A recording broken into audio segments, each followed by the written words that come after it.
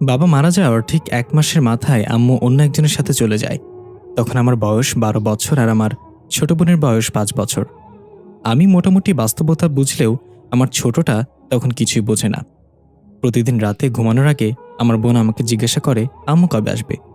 আমি নির্বাক হয়ে চোখের পানি ছেড়ে বোনটার কপালে চুমু খেয়ে বলি, আম্মু আমাদের আব্বুকে খুঁজতে গিয়েছে, আব্বুকে পেলেই ফিরে আসবে। আমার নাম আইদ আহমেদ, আমার ছোট বোনটার নাম সোহানা ইসলাম। মা চলে যাওয়ার পর আমার কাকারা মিলে এসেছিল আমাদের ভাই বোনকে এতিমখানায় রেখে আসবে। আমি তখন এতটুকু বুঝেছিলাম কাকারা আমাদের ঘরবাড়ি নিজেদের নামে করে নিতে চাইছে, তাই আমি রাজি হইনি এতিমখানায় যেতে। আমি বলেছিলাম আব্বু রেখে যাওয়া এই বাড়ি থেকে আমরা ভাই বোন কোথাও যাব না, আমি আমার বোনকে লালন পালন করব, আপনাদের কাউকে দরকার নেই। কিন্তু কাকারা জোর জবরদস্তি করে আমাদের কাছ থেকে ঘর বাড়ির দলিলে টিপ সই নিয়ে আমাদের ভাই বোনকে একটা এতিমখানায় দিয়ে আসে শহরে। এতিমখানায় গিয়ে দেখতে পেলাম আমাদের মতো আরও অনেক বাচ্চা সেখানে, কিন্তু আনি তো এখানে থাকবে না। আমি আর আমার বোন কোনো নিয়ম শৃঙ্খলার শিকলে বাধা পড়তে চাই না। একদিন সুযোগ বুঝে এতিমখানা থেকে বোনকে নিয়ে পালিয়ে আসলাম। আসার সময় একটা বিড়াল ছানা সাথে করে নিয়ে আসে সোহানা। বিড়াল ছানার নাম দেয় জুজু। আমরা দেখতে পাই দুইজন লোক চুরি করার উদ্দেশ্যে একটা বাড়ির দেয়াল টপকে সেখানে প্রবেশ করছে। প্রথম লোকটা টপকে ভেতরে প্রবেশ করলেও দ্বিতীয়জনের জামা দেয়ালে গেঁথে রাখা পেরেকের সাথে আটকে যায়, আর সে উপর হয়ে মুখ থুবড়ে নিচে পড়ে যায়। প্রথম লোকটা বলে, তোরে নিয়ে আসায় ভুল হয়েছে আমার। দ্বিতীয় লোকটা বলল, যা মাফ করে দিলাম। প্রথম লোকটা দাঁত কটমট করে বলল, ফাইজলামি করবি না, শুনছে এই বাড়িতে নাকি একটা মেয়ের আত্মা থাকে, অনেকদিন ধরেই বাড়িটা বন্ধ পড়ে আছে, তাই আমরা এসেছি এই বাড়ির জিনিসপত্রগুলো চুরি করতে। আত্মা তো আর টিভি ফ্রিজ ব্যবহার করে না, খামাখা জিনিসপত্রগুলো এখানে পড়ে পড়ে নষ্ট হচ্ছে। দ্বিতীয় লোকটা বলল, বা ওস্তাদ কি বুদ্ধি আপনার, কিন্তু এই আত্মা যদি আমাদের দেখে ফেলে চুরি করতে তাহলে কি হবে না? প্রথম লোকটা বলল, আরে গাধা, এখন গভীর রাত, আত্মা ঘুমিয়ে আছে, আমরা চুপি চুপি সবকিছু নিয়ে বের হয়ে যাব। এভাবে কথা বলতে বলতে দুইজন পা টিপে টিপে বাড়ির ভেতর প্রবেশ করলো। দেখা গেল একটা কালো ছায়ামূর্তি ২ তলার জানালার পাশে দাঁড়িয়ে তাদের দিকে তাকিয়েছিল এতক্ষণ। বাড়ির মেইন গেটের ওপারে খোদাই করে লেখা চাঁদের পরি। তারা দুইজনে ঘরে প্রবেশ করে বাটন ফোনের লাইটের আলোতে এদিক ওদিক খুঁজতে লাগলো। হঠাৎ পাশের রুম থেকে থালা বাসন পড়ে যাওয়ার শব্দ হলো। দুজনেই চমকে গিয়ে বুকে থুতু দিয়ে সেই রুমের দিকে এগিয়ে গেল ভয়ে ভয়ে। রুমের দরজাটার ধাক্কা দিতেই ক্যাত করে শব্দ হলো। দরজাটা একটু ফাঁকা হতেই একটা কালো বিড়াল রুম থেকে বের হয়ে দৌড়ে বাইরে চলে গেল। দুজনে আবারও ভয় পেয়ে উল্টে পড়ে গেল। দ্বিতীয় লোকটা বলল, উস্তাদ, আত্মা মনে হয় ঘুমাই নাই, চলেন আমরা চলে যাই, আমার ডর লাগতেছে। প্রথম লোকটা ফিসফিস করে ধমক দিয়ে বলল, চুপ, আত্মা আত্মা বলতে কিছু নেই, দেখলি না ওটা একটা বিড়াল ছিল, এখন চুপচাপ সব জিনিসপত্র বস্তায় ভরা শুরু কর। দ্বিতীয় লোকটা ভয়ে ভয়ে চারিদিকে তাকাচ্ছে আর সবকিছু বস্তায় ভরছে এক এক করে। প্রথম লোকটা ঘুরতে ঘুরতে অন্য একটা রুমে ঢুকে পড়ল। মোবাইলের হালকা আলোতে চোখে পড়ল বেশ বড় একটা আলমারি। লোকটা ভাবল আলমারির ভেতর হয়তো অনেক সোনা গহনা থাকতে পারে। লোকটার চোখ জলজল করে উঠল। সে ধীরে ধীরে আলমারির দিকে এগিয়ে গেল। এদিকে দ্বিতীয় লোকটা ছোট ছোট জিনিসগুলো বস্তায় ভরছিল। হঠাৎ তার পেছনে এসে দাঁড়ালো একটা মেয়ে মূর্তি।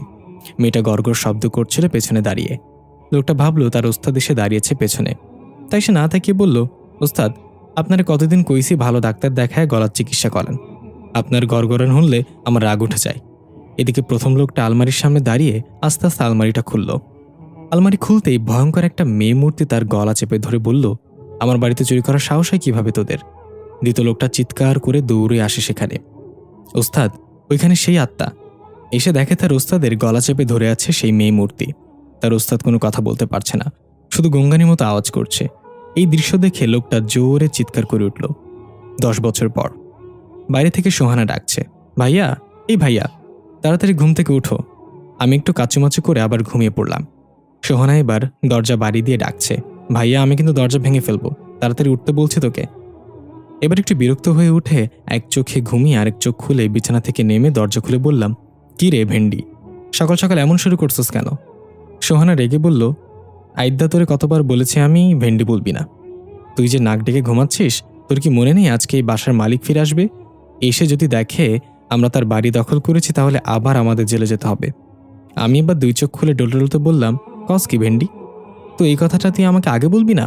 তাড়াতাড়ি ব্যাগপত্র গোছগাছ কর, আমি একটু অফিস থেকে আসি। সোহানা বলল, তোর আবার অফিস আসলো কোত্থেকে? তোর তো নিজের নামটা ছাড়া আর কিছুই নাই। আমি বললাম, আরে বাথরুমে যাচ্ছি, বড় বড় সমস্যার সমাধান বাথরুমে বসে চিন্তা করলে পাওয়া যায়, তাই এটা একটা অফিসের চেয়ে কম কিসে? সোহানা নাট ছিটকে বলল, ইহ, যা এখান থেকে খচ্চর পোলাপান।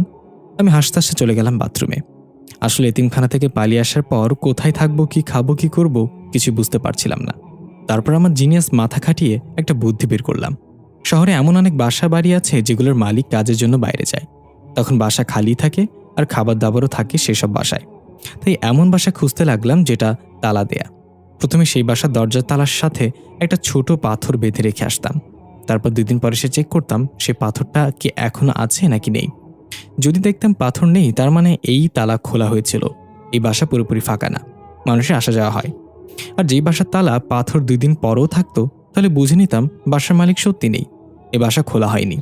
তারপর নকল চাবি দিয়ে তালা খুলে আমি আর আমার বোন সেখানে নিজেদের মতো করে থাকতে শুরু করতাম। মালিক আসার আগে আমরা আবার সেই বাসা ত্যাগ করতাম, আবার অন্য বাসা খুঁজে নিতাম। এইভাবেই 3 বার ধরা পড়ে জেলে গিয়েছিলাম, কিন্তু আমি কুকুরের লেজ, আমি কি সোজা হব নাকি? এভাবেই বিভিন্ন লাক্সারিয়াস বাসায় তাদের খাবার দাবার খেয়ে জীবন চলে যাচ্ছে। সোহানাও অনেক হ্যাপি। আমাদের ভাই বোনের কোনো চিন্তা নেই, না ভবিষ্যৎ আর না অতীত। বর্তমান নিয়ে দারুণ কাটছে আমাদের। সোহানা ডেকে বলল, ভাইয়া তাড়াতাড়ি কর, বাইরে গাড়ি এসে থেমেছে, হয়তো মালিক চলে এসেছে। এটা শুনে আমি ব্রাশ মুখে নিয়েই দৌড়ে বের হয়ে নিজের ব্যাগ কাঁধে নিয়ে বললাম, চল চল, পেছনের দরজা দিয়ে বের হতে হবে এখন। জুজু কোথায়? সোহানা বলল, আরে ওর কথা তো মনেই নাই। জুজু কই তুই? জুজু? আমি জানলা দিয়ে দেখলাম একটা টাকওয়ালা মাথা গাড়ি থেকে নামছে, সাথে তার 2 বাচ্চা আর বউ। তারা গাড়ি থেকে নেমে বাসার দিকে আসছে। আমি বললাম, সোহানা জলদি জুজুকে নিয়ে আয়, তারা আসছে। সোহানা জুজুকে খুঁজতে খুঁজতে দেখলো ফ্রিজের ওপর চিটপাটাং হয়ে ঘুমিয়ে আছে। সোহানা গিয়ে জুজুকে কোলে নিয়ে তাড়াতাড়ি এসে বলল, ভাইয়া চল। জুজু চোখ খুলে ম্যাও করে উঠল, হয়তো বলছে যে আমাকে আরেকটু ঘুমাইতে দে বাল। আমি আর সোহানা তাড়াতাড়ি পেছনের দরজা দিয়ে বের হয়ে গেলাম। এদিকে বাসার মালিক ঘরে ঢুকে অবাক, এ কি অবস্থা বাসার, সবকিছু এলোমেলো হয়ে পড়ে আছে, মনে হচ্ছে শুধু এই বাসায় ভূমিকম্প হয়েছে। মালিক মাথায় হাত দিয়ে বসে পড়ল। আমি আর সোহানা একটা পার্কে এসে নিজেদের ব্যাগপত্র রেখে বসলাম। সোহানা জুজুর মাথায় হাত বোলাতে বোলাতে বলল, এখন আবার কোন বাসা? আমি বললাম, আরও কয়েকটা বাসায় তালা পাথর রেখেছি, গিয়ে দেখতে হবে কোনটায় পাথর আছে, সেখানেই থাকবো। সোহানা বলল, ভাইয়া আমার খিদে পেয়েছে, আইসক্রিম খাবো। আমি বললাম, খিদে লাগলে আইসক্রিম কেন খাবি তুই? তুই অন্য কিছু খা, রুটি খা, বিস্কিট খা। সোহানা বলল, যা, ওসব খাই কুত্তারা, তোর কি আমার কুত্তা মনে হয় নাকি? আমি বললাম, অ্যানি সন্দেহ। সোনা রেগে বলল, তুই কুত্তা, এখন আমার জন্য আইসক্রিম আনবি, না হলে আমি চিল্লায় লোক জড়ো করে বলবো তুই আমার কিডন্যাপ করে নিয়ে যাচ্ছিস। এখন বল, আইসক্রিম খাওয়াবি নাকি গণধোলাই খাবি? আমি ভ্রুকুচকে বললাম, তোর মতো বোন যার আছে তার শত্রু দরকার নাই, এখানে বস, আমি আইসক্রিম নিয়ে আসছি। আমি উঠে চলে গেলাম আইসক্রিম আনতে। এখনও সকাল হওয়ায় তেমন দোকানপাট খোলা হয়নি। আইসক্রিমের দোকান খুঁজতে খুঁজতে অনেক দূরে চলে আসলাম। অবশেষে পেয়ে গেলাম। একটা আইসক্রিম কিনে যখনই চলে আসতে যাব, এখনই ভুলবশত একটা মেয়ের সাথে ধাক্কা খেলাম। আমার হাত থেকে আইসক্রিমটা পড়ে গেল। আমি রাগ হয়ে কিছু বলতে যাব, তার আগে মেয়েটা বলল, ওই মিয়া, চোখ কি পেছনের পকেটে নিয়ে ঘোরেন নাকি? আশেপাশে দেখে চলতে পারেন না? আমি হাঁ করে তাকিয়ে আছি মেয়েটার দিকে। মেয়েটা কি বলছে তার একটা কথা আমার কানে ঢুকছে না। আমি শুধু ওর কথা বলার অঙ্গিভঙ্গিগুলো দেখে মুচকে মুচকে হাসছি। এত সুন্দর মানুষ হয় নাকি? এজন্য জান্নাত থেকে পালিয়ে আসা হুর। গালের টোল পরা মেয়েটার সৌন্দর্য আরো দ্বিগুণ বাড়িয়ে দিয়েছে। হালকা লালচে চুলগুলো সকালে স্নিগ্ধ বাতাসে উড়ছে। মেয়েটা বারবার চুলগুলো হাত দিয়ে কানের পেছনে সরিয়ে দিচ্ছে। আমার উপর রাগ দেখিয়ে মেয়েটা চলে গেল। আমি এখনও সেভাবেই দাঁড়িয়ে আছি। মেয়েটার ঘোর যেন কিছুতেই কাটছে না আমার চোখ থেকে। হঠাৎ মনে পড়ল সোহানা পার্কে বসে আছে আইসক্রিমের জন্য। আমি হুশে এসে তাড়াতাড়ি আরেকটা আইসক্রিম কিনে যেতে লাগলাম পার্কের দিকে। আইসক্রিমের দোকান খুঁজতে খুঁজতে অনেক দূর চলে এসেছি। হঠাৎ আমার চোখ গেল রাস্তা থেকে একটু দূরে অনেক বড় একটা বাড়ির দিকে। বাড়িটা সম্পূর্ণ সাদা রঙের। একটু এগিয়ে গিয়ে দেখলাম বাড়ির গেটে তালা দেয়া। আমার মনে লাড্ডু ফুটল। একটা ছোট পাথর উঠিয়ে তালার উপর রেখে দিলাম। যদি এই বাড়িতে কেউ না থাকে তাহলে আগামীকাল এখানে আসবো থাকার জন্য। গেটের উপরে তাকিয়ে দেখলাম সেখানে লেখা চাঁদের পরী। তার মানে এই বাড়ির নাম চাঁদের পরী। আমার তো ইচ্ছে করছে এখনই এই বাড়িতে ঢুকে পড়ি। বাইরে থেকে এত সুন্দর, না জানি ভেতরে কতই না জাঁকজমকপূর্ণ হবে। তালার উপর পাথরটা রেখে তাড়াতাড়ি করে পার্কে চলে এলাম। এদিকে আমরা দেখি বাড়ির জানালা দিয়ে কেউ একজন আইদের উপর নজর রাখছে। আইদ সেখান থেকে চলে যাওয়ার পর জানালার একটা কাঁচ ঠাস করে ভেঙে গেল। পার্কে এসে দেখলাম সোহানা এক মন অন্যদিকে তাকিয়ে কি যেন দেখছে। খেয়াল করলাম একটা মহিলা তার 5 থেকে 6 বছরের বাচ্চা মেয়েকে নিয়ে খেলা করছে। বুঝতে পারলাম সোহানা আবার মায়ের কথা মনে করে মন খারাপ করে বসে আছে। আমি গলা খাকুনি দিয়ে বললাম, ভেন্ডি, এই না তোর আইসক্রিম। সোহানা চমকে গিয়ে এদিকে তাকিয়ে বলল, আরেকবার যদি আমাকে ভেন্ডি কস তাহলে তোর দাঁত খুলে এমন জায়গায় লাগিয়ে দিব যেখানে দাঁতের কোনো দরকার নেই। আমি একটু চিন্তা করে বুঝলাম ও কোথায় লাগানোর কথা বলেছে, তাই বললাম, চেতিস না, না আইসক্রিম খা। সোহানা আইসক্রিমের প্যাকেট খুলে দেখলো শুধু একটা কাঠি, আর আইসক্রিম গলে একদম পানি হয়ে গেছে। এটা দেখে সোহানা সেটা ফেলে দিয়ে ব্যাস ভ্যা করে কান্না করে দিল। আমি ওকে বোঝাতে লাগলাম, দেখ বইন, অনেক দূর থেকে আনছি, তাই গলে গেছে, কান্দিস না, আমি তাকে আবার কিনে দেব। কিন্তু সোহানা বাচ্চাদের মতো করে কান্না করেই যাচ্ছে।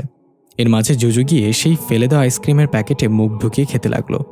খাওয়া শেষে জুজু আর প্যাকেট থেকে তার মুখ বের করতে পারছে না, তাই মাটিতে শুয়ে ম্যাও ম্যাও করতে লাগলো। এটা দেখে সোহানা হেসে দিল। আমিও হাসতে হাসতে সোহানার পাশে বসলাম। জুজু হয়তো বলছে, আরে হনুমানের বাচ্চাগুলা, মজা নিস না, আমার মুখ থেকে এটা সরা বলতেছি।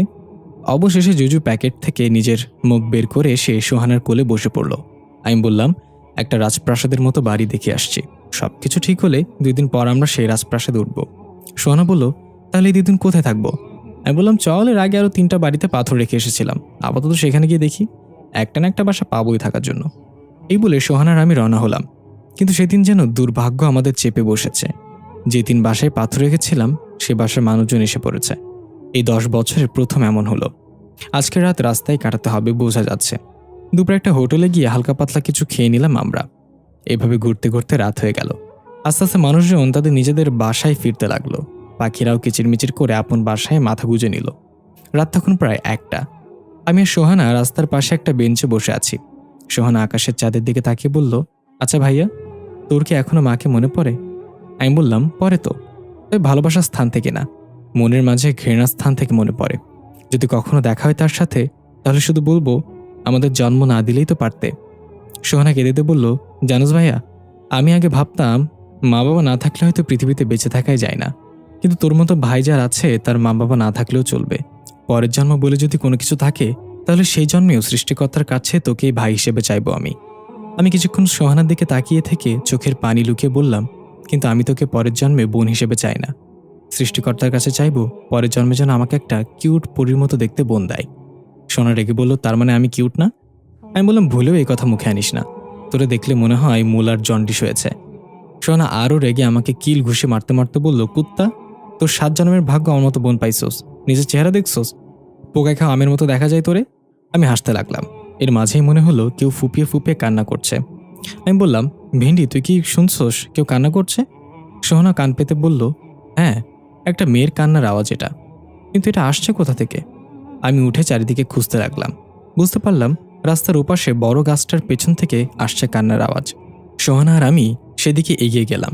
জুজু বেঞ্চের উপর ঘুমিয়েছিল। রাস্তায় কোনো মানুষ বা গাড়ি কিছুই নেই। দূর থেকে মাঝে মাঝে কুকুরের ডাক ভেসে আসছে। আমরা দুজন ধীরে ধীরে রাস্তার এপাশ থেকে গাছের কাছাকাছি আসতেই কান্নার শব্দটা বন্ধ হয়ে গেল। একটু অবাক হলেও আস্তে আস্তে গাছের পেছনে এসে দেখলাম সেখানে কেউ নেই। তাহলে কি আমরা দুজন এতক্ষণ ভুল শুনলাম? সোহানার আমি একে অপরের দিকে তাকিয়ে আছি। আমি গাছটা চারিদিকে ঘুরে দেখতে লাগলাম, আশেপাশে তাকিয়ে বোঝার চেষ্টা করলাম এখানে কেউ ছিল নাকি। হঠাৎ সোহানা ডাক দিল, ভাইয়া, ওটা কি? আমি দেখলাম সোহানা রাস্তার ওপাশে আঙুল দিয়ে ইশারা করে ভয়ার্থ চোখে তাকিয়ে আছে। আমি দেখলাম সেই বেঞ্চের ওপর সাদা 3 পিস পরা একটা মেয়ে আকৃতির বসে ঘুমন্ত জুজুর মাথায় হাত বুলিয়ে দিচ্ছে। চুল দিয়ে মেয়েটার মুখ ঢেকে আছে বিধায় তার চেহারা দেখা যাচ্ছে না। সোহানা বলল, ভাই, ওটা পেতনি, ও জুজুর ক্ষতি করবে। আমি হেসে বললাম, পাগল নাকি তুই? এসব ভূত পেতনি মানুষের কল্পনার মন গড়া কথা, চল গিয়ে দেখি সে কে। আমি এগিয়ে যেতে লাগলাম। সোহানা শক্ত করে আমার হাত ধরে পেছন পেছন আসলো। আমি গিয়ে সামনে দাঁড়িয়ে কিছু বলার আগে মেয়েটা বলে উঠল, ঘুম হলো মৃত্যুর প্রথম ধাপ। যদি বিড়ালটার আত্মা এখনো শরীরে ফিরে না আসে, তাহলে আমরা সেটাকে মৃত্যু বলে থাকি। আমি আর সোহানা একে অপরের দিকে অবাক চোখে তাকিয়ে বললাম, কে আপনি? তখন একটা দমকা হাওয়া এসে মেয়েটার চেহারার উপর থেকে চুলগুলো সরিয়ে দিল। আমি হা করে তাকিয়ে রইলাম। এটা সেই সকালে দেখা হওয়া মেয়েটা। সাদা 3 পিসের সাথে মেয়েটার গায়ের রং যেন একদম মিলেমিশে একাকার। আমি হা করে তাকিয়ে থাকতে দেখে সোহানা বলল, মুখ বন্ধ কর, গন্ধ বের হচ্ছে। আমি মুখ বন্ধ করে থতমত খেয়ে গেলাম। আপনি আপনি এত রাতে এখানে কি করছেন? মেয়েটা বলল, বাসা থেকে ঝগড়া করে বের হয়ে এসেছি। 7 মাস সারাদিন ঘ্যান ঘ্যান করে কানের কাছে, আর ভালো লাগে না। তাই মাঝে মাঝে আমি রাতের নিস্তব্ধ শহরের অলিগলি দিয়ে ঘুরে বেড়াই। আমি বললাম, ও আচ্ছা, তাহলে আমার বাড়িতে আপনাকে স্বাগতম মিস নাম না জানা পড়ি। সোনা বলল, তোর আবার বাড়ি আসলো কোত্থেকে? আমি সোনার কানে কাছে গিয়ে ফিসফিস করে বললাম, পুরো পৃথিবীই তো আমার বাড়ি, তুই চুপ থাক, বড় ভাই সেটিং হচ্ছে সেটা উপভোগ কর। মেয়েটা বলল, আমি শুনে ফেলেছি, এসব সেটিং ফিটিংয়ের কথা বাদ দাও। এখন বলো তোমরা এত রাতে এখানে কেন? তোমাদের বাড়ি কোথায়? সোহানা সত্যিটা বলার জন্য মুখ খুললে আমি ওর মুখ চেপে ধরে বললাম, আসলে আমরা ভাই বোন মাঝে মাঝে আপনার মতোই রাতে ঘোরাফেরা করি। শহরের শেষ মাথায় যে সাদা রঙের একটা বড় বাড়ি আছে, সেটাই আমাদের বাড়ি। সময় পেলে কখনো আইসেন, চা কফি খাবেন, প্রেম হলে হবে, না হলে নাই। মেয়েটা সুন্দর করে একটা হাসি দিয়ে জুজুর দিকে তাকিয়ে বলল, আপনাদের বিড়ালটা অনেক কিউট। বিড়ালটার সাথে দেখা করার জন্য হলেও আমি আসবো আপনাদের বাসায়। সোহানা বলল, তোমার চেহারা তো উজ্জ্বল কিভাবে? দেখে মনে হচ্ছে চেহারা থেকে আলো ছড়াচ্ছে। কোন সোনো মাখো চেহারায়? মেয়েটা হেসে বলল, আমরা কোনো ক্রিম মাখি না, আমরা জন্মের পর থেকেই এমন হই। তবে বড় হওয়ার সাথে সাথে আমাদের আচার আচরণ অনুযায়ী সৌন্দর্য বৃদ্ধি বা লোপ পায়। যার আচরণ যত সুন্দর, তার সৌন্দর্য তত উজ্জ্বল। এবার আমি একটু অবাক হয়ে জিজ্ঞেস করলাম, আমরা মানে? মেয়েটা একটু থতমত খেয়ে বলল, আমরা মানে মেয়েরা। মেয়েদের সৌন্দর্য তার ব্যবহারে ফুটে ওঠে। আপনার বোন অনেক সুন্দর, নিজের যত্ন নিও সোহানা, তাহলে নিজেই নিজের উপর ক্রাশ খাবে। সোহানা একটু লজ্জা পেয়ে আমাকে বলল, দেখ, অন্যরা ঠিকই বুঝলো আমি সুন্দরী, তুই বুঝলি না। এবার টাকা জমিয়ে তোকে ভালো কোনো চোখের ডাক্তার দেখাবো। আমি সোহানার কথা এড়িয়ে বললাম, আচ্ছা আপনার নাম কি? মেয়েটা বলল, আমার এখন যা করছি তাই আমার নাম। এই বলে মেয়েটা সুন্দর করে হেসে চলে যেতে লাগলো। আমরা এখন যা করছি তাই ওর নাম। আমরা এখন কি করছি? কি বলে গেল মেয়েটা? নাম কি ওর? কথার আগামাথা কিছুই বুঝলাম না। সোনা বলল, আরে গাধা, ওর নামই কথা। আমি বুঝতে পেরে জোরে রাগ দিলাম, কথা? আবার দেখা হবে। মেয়েটা একবার ঘুরে তাকিয়ে মন পাগল করা হাসি দিয়ে চলে গেল। আমি বুকের বাঁ পাশে হাত দিয়ে বেঞ্চে বসে পড়লাম। জুজু লেজের উপর আমার পা পড়াতে জুজু লাফ দিয়ে উঠে ওর ভাষায় আমাকে গালি দিল, হালার পুত, দেখে শুনে বসতে পারস না? সোনা বলল, ভাইয়া কি হয়েছে? বুকে হাত দিয়ে রাখছিস কেন? তোর কি হার্ট অ্যাটাক হচ্ছে নাকি? আমি সোহানার গাল টেনে দিয়ে বললাম, না রে ভেন্ডি, তোর ভাইয়া প্রেমে পড়েছে। সকালে সূর্যটা উঁকি মারছে গাছের পাতার ফাঁক দিয়ে। আমি উঠে গেলাম ঘুম থেকে। বেঞ্চে হেলান দিয়ে ঘুমিয়ে গিয়েছিলাম। সোহানা আমার রানের উপর মাথা রেখেই ঘুমিয়েছিল, তাই আমি নড়াচড়া করলাম না। ও আরেকটু ঘুমাক। এক পলকে সোহানার ঘুমন্ত মায়াবী চেহারার দিকে তাকিয়ে রইলাম। আমি যতই মজা করি না কেন ওর সাথে, আমি তো জানি আমার বোনটা একটা কিউটের ডিব্বা, কোনো পরিচ্ছে কম না। হয়তো বাবা মা থাকলে আমাদের জীবনটা আজ এরকম হতো না। আমাদের জীবনটা খুবই বৈচিত্র্যময়। বেঁচে থাকতে হলে মানিয়ে নিতে হবে, আর যারা মানিয়ে নিতে পারে না তারাই দিন শেষে আত্মহত্যা করে। এর মাঝে সোহানা উঠে শোয়া থেকে না উঠে আমাকে এভাবে তাকিয়ে থাকতে দেখে বলল, কিরে, এভাবে কি দেখোস? আমি একটু হেসে বললাম, না, দেখতেছি তুই আমার বোন হইলি কিভাবে। কোথায় আমি নায়কের মতো দেখতে, আর তুই ফকিন্নির মতো, কোনো মিলই নাই আমাদের। সোহানা উঠে মোড়ামুড়ি দিয়ে বলল, সকাল সকাল মুখটা খারাপ করব না, এখন টাকা থাকলে নাস্তা নিয়ে আয় যা, পেটের ভেতর চৌচৌ করছে ক্ষুধায়। আমি উঠে চলে গেলাম। পকেটে হাত দিয়ে দেখলাম যা টাকা আছে তা দিয়ে শুধু একজনের নাস্তাই হবে। একটু চিন্তা করে সোহানার জন্য 2টা পরাটা আর ভাজি নিয়ে নিলাম সেই টাকা দিয়ে। খিদে তো আমারও খুব পেয়েছে, কিন্তু আমার বোনের ক্ষুধার্ত মুখটা আমি দেখতে পারবো না, তাই হোটেল থেকে 2 গ্লাস পানি খেয়ে নিজের খিদা মিটিয়ে নিলাম। পরোটা এনে সোহানার হাতে দিয়ে বললাম, উফ, আজকে 3টা পরোটা খেয়ে এসেছি হোটেল থেকে, তোর জন্য 2টা আনছি, এবার এটা নিয়ে কান্নাকাটি করিস না কিন্তু। সোহানা পরোটার ব্যাগটা হাতে নিয়ে আমার দিকে কিছুক্ষণ তাকিয়ে থাকলো। তারপর একটা পরোটা আমার দিকে এগিয়ে দিয়ে বলল, আমি আমার ভাইয়ের মুখ দেখলেই বলে দিতে পারি কয়টা পরোটা খেয়েছে। আমি হালকা হেসে বললাম, এত বুঝোস কিভাবে তুই? সোনা বলল, কারণ আমি তোর বোন। আমি হেসে দিলাম। ভাই বোন মিলে ভাগাভাগি করে নাস্তা করে নিলাম। জুজুকেও অল্প কিছু খাওয়ালাম। তখনই দেখলাম একটু দূরে দাঁড়িয়ে সে রাতের মেয়েটা আমাদের দিকে তাকিয়ে হাসি মুখে দাঁড়িয়ে আছে। তাকে দেখে তো আমার ভেতরে আবার উথাল পাথাল শুরু হয়ে গেল। সোহানা মেয়েটাকে লক্ষ্য করে হাতের ইশারায় ডাক দিল। মেয়েটার হাতে একটা কাপড়ের ব্যাগ ছিল। মেয়েটা এগিয়ে এসে বলল, তোমরা এখনো এখানে? রাতে বাসায় যাওনি? আমি আমতামতা করে কিছু বলার আগেই মেয়েটা ব্যাগ থেকে কিছু মজাদার খাবার বের করে আমাদের সামনে রাখলো। খাবারগুলো দেখে জিভে পানি চলে আসলো। তবুও ভদ্রতার খাতিরে বললাম, এসব কেন?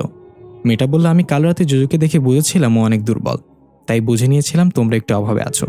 আমাকে মিথ্যা না বললেও হতো, আমি জানি তোমরা কিভাবে কোথায় থাকো। আমি একটু লজ্জা পেয়ে বললাম, আপনি কিভাবে জানেন? সেসব কথা না হয় পরে হবে, এখন পেট পুরে খেয়ে নাও, আমি নিজের হাতে রান্না করে এনেছি। এ বলে আমাদের দিকে খাবারের বাটি এগিয়ে দিল। সোহানা বলল, তুমিও খাও আমাদের সাথে। মেয়েটাই একটু হেসে আমাদের সাথে খেতে বসলো রাস্তার পাশের বেঞ্চের ওপর। এত সুস্বাদু খাবার আমি কোনোদিনই খাইনি। চুরি করে অনেক বড় বড় রেস্তোরাঁ থেকে খাবার খেয়েছি, বড় লোকদের বাসায় ফ্রিজে থাকা দামি দামি খাবার খেয়েছি, কিন্তু এটা সম্পূর্ণ আলাদা, এই জন্য এক অন্য জগতের খাবার। হঠাৎ সোহানা কেমন যেন করে মাথা ঘুরিয়ে সেখানে পড়ে গেল। আমি ঘাবড়ে গিয়ে বললাম, সোহানা, কি হয়েছে তোর? সোহানা। তাকে দেখলাম মেয়েটার মুখে অদ্ভুত একটা হাসি। আমি বুঝে গেলাম এই খাবারে কিছু মেশানো ছিল। আমি বলতে যাব, কি খাওয়ালেন এগুলো আমাদের? তখনই আমার মাথা ভো ভো করে ঘুরতে লাগলো। সবকিছু ঝাপসা দেখছি চোখে। আমিও জ্ঞান হারিয়ে সেখানে লুটিয়ে পড়লাম। যখন জ্ঞান ফিরল, আমি দেখলাম একটা বড় গাছের ছায়ার নিচে আমি শুয়ে আছি। গাছ থেকে বাতাসের লাল পাতাগুলো ঝরে পড়ছে, বিভিন্ন রঙের প্রজাপতি উড়ে বেড়াচ্ছে চারিদিকে। আমি ধীরে ধীরে উঠে দাঁড়ালাম। কোথায় আছি আমি তা বোঝার চেষ্টা করলাম। চারপাশে তাকিয়ে দেখলাম সবুজ মাঠ দূর দূরান্ত পর্যন্ত। তার মানে কি আমরা মারা গিয়েছি? আমি কি পরকালে চলে এসেছি? সোহানা কোথায়? আমি চিৎকার করে ডাকতে লাগলাম সোহানাকে, কিন্তু আশেপাশে কেউ নেই। হঠাৎ গাছের ওপর থেকে নীল রঙের একটা সাপ আমার সামনে পড়ল। আমি ভয়ে পিছিয়ে গিয়ে পড়ে গেলাম। ছোটবেলা থেকে আমি সাপ অনেক ভয় পাই। সাপটা ফুসফুস করে আমার দিকে এগিয়ে আসতে লাগলে আমি উঠে দৌড় দিলাম। জানি না কোন দিকে যাব। চোখের দৃশ্যে যতটুকু যায় শুধু সবুজ মাঠ। প্রাণপণে ছুটছে আমি। এভাবে কতক্ষণ দৌড়ের ওপর ছিলাম তা জানি না। ছুটতে ছুটতে একটা জায়গায় এসে বসে হাঁপাতে লাগলাম। মাথা উঠিয়ে তাকাতেই আমার চোখ বড় বড় হয়ে গেল। সামনে ছোট একটা বাড়ি, অথচ আমি তো দূর দূরান্ত পর্যন্ত কিছুই দেখলাম না। তখন একটু খেয়াল করে বাড়িটা চিনতে পেরে আমার বুকে চিনচিন ব্যথা শুরু হয়ে গেল। এটা সেই বাড়িটা যেখানে আমার ছোটবেলা কেটেছে। বাবা মা আর আমি ছিলাম এই বাড়িতে। তখনও সোহানা জন্ম নেয়নি। আমি আস্তে আস্তে উঠে বাড়ির ভেতরে প্রবেশ করলাম। চারপাশে তাকিয়ে সবকিছু অবাক হয়ে দেখছিলাম। ওই তো আমার সেই নীল গাড়িটা বাবা মেলা থেকে কিনে দিয়েছিল। ওই তো আমার সেই ফুটবলটা যেটাতে খেলতে গিয়ে আমার পা কেটে গিয়েছিল। আমার চক আর সিলেটগুলো এখনও তো টেবিলের উপর সুন্দর করে সাজিয়ে রাখা আছে। সবকিছু দেখে আমার চোখ থেকে কখন যে এক ফোঁটা পানি নিচে পড়ে গেল জানি না। আমি কিভাবে আবার এখানে চলে আসলাম? কি হচ্ছে আমার সাথে? তখন চোখ পড়ল ডাইনিং টেবিলে খাবার রাখা আছে। মায়ের বানানো কেক আধ খাওয়া অবস্থায় পড়ে আছে। আমার ক্ষুধা খুব পেয়েছে, তাই দৌড়ে গিয়ে কেকটা ওঠানোর চেষ্টা করলাম। কিন্তু একে আমি এটা স্পর্শ করতে পারছি না। আমি যেন একটা আলোর মতো সবকিছু আমি ভেদ করে চলে যাচ্ছি। আমি অন্যান্য জিনিসগুলো ধরে দেখতে চাইলাম, কিন্তু কোনো কিছুই আমার শরীরে স্পর্শ করতে পারছে না। তখনই রুমের পাশ থেকে একটা কণ্ঠ ভেসে আসলো। আইদ, স্কুলে যাওয়ার সময় হয়ে গেছে, রেডি হয়ে নাও। এটা আমার মায়ের কণ্ঠ। আমি ধীরে ধীরে সেই রুমের দিকে এগিয়ে গেলাম।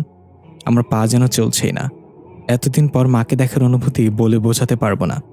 আমি গিয়ে সেই রুমের দরজার সামনে দাঁড়াতেই মা রুম থেকে বের হয়ে আমাকে ভেদ করে আমার ভেতর দিয়ে চলে গেল। আমি যেন এক মুহূর্তের জন্য অনেকটা ভয় পেয়ে গেলাম। মা তখন প্রেগনেন্ট ছিল, তার মানে সোহানা এখন মায়ের পেটে। আমি কি করব কিছুই বুঝতে পারছি না। মায়ের মুখটা দেখে এত বছর ধরে মায়ের প্রতি জমিয়ে রাখা রাগ ঘৃণা সবকিছু যেন নিমিষেই শেষ হয়ে গেল। আমি দূরে দাঁড়িয়ে এক পলকে মায়ের দিকে তাকিয়ে আছি। মা গিয়ে ডাইনিং টেবিলে আধ খাওয়া কেকটা দেখে একটু রেগে গিয়ে বলল, আইদ, এই ছোট কেকটা তুমি পুরো খেতে পারোনি।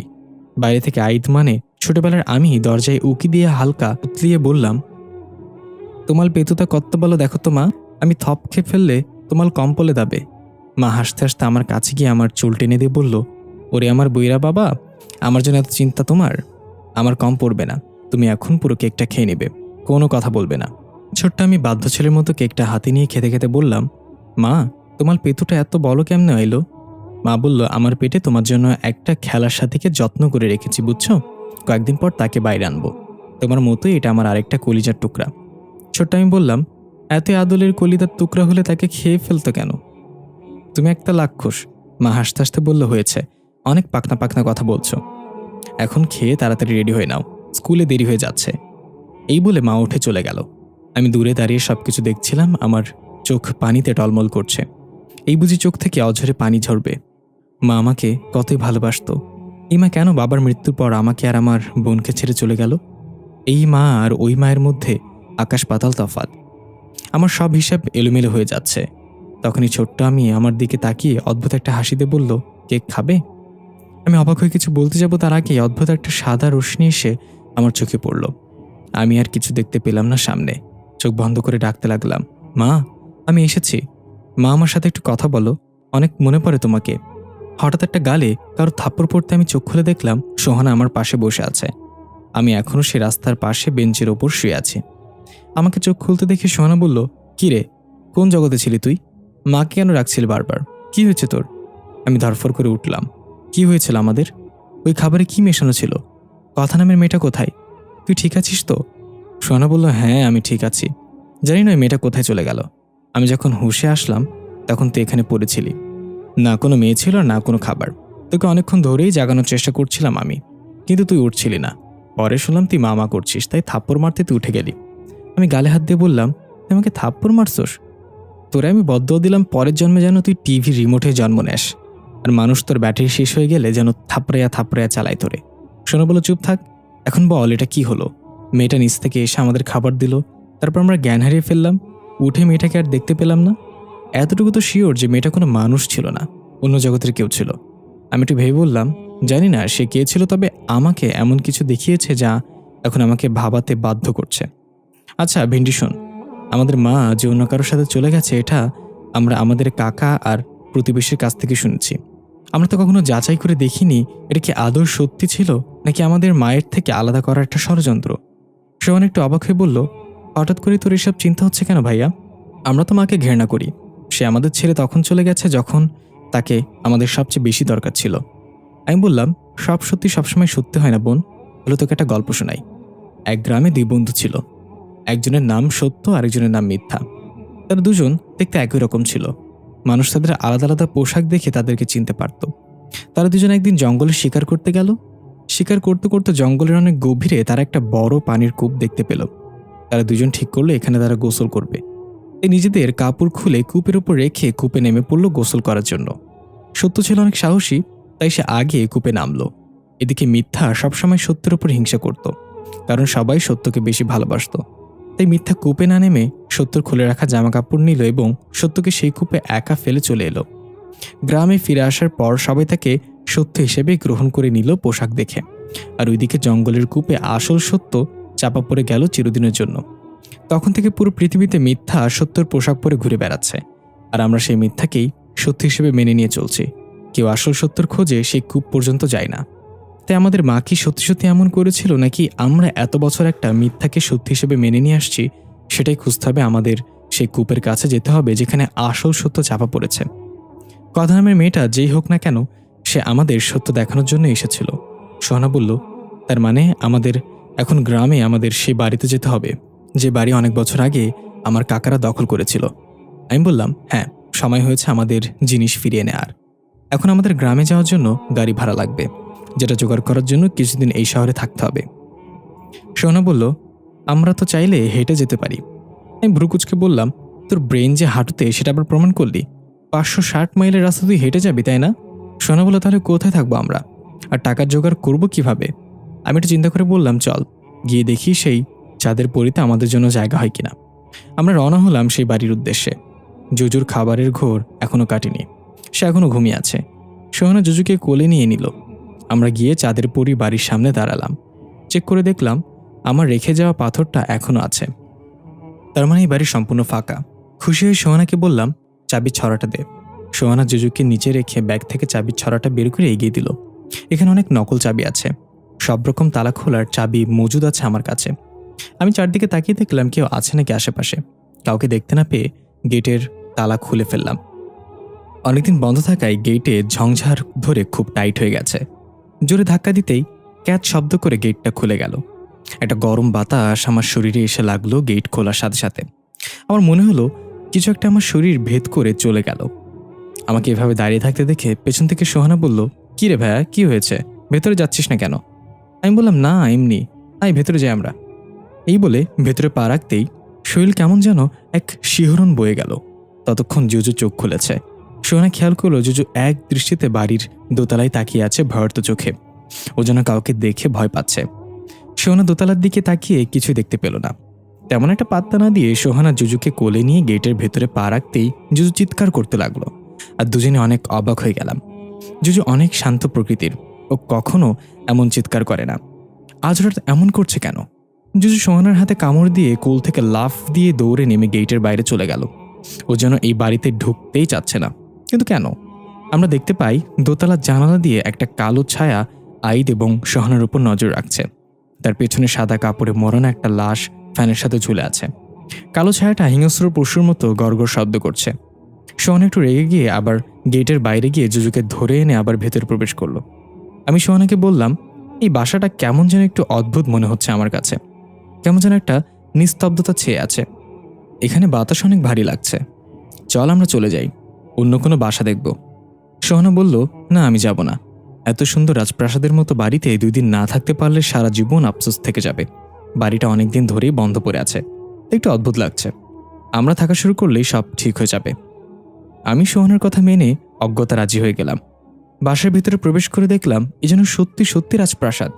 রাজকীয় খাবার টেবিল, রাজকীয় খাট আর মোটা মোটা বিছানা, বড় ওয়াশরুম আর বাথকোমোড, সিলিংয়ের রং বেরঙের লাইটিং। মনোমুগ্ধ হয়ে আমি আর সোহানা চারিদিকে ঘুরে ঘুরে দেখছিলাম। হঠাৎ দোতলা থেকে একটা শব্দ এলো। মনে হচ্ছে কেউ যেন হাতুড়ি দিয়ে কাঠের উপর পেরেক ঠুকছে।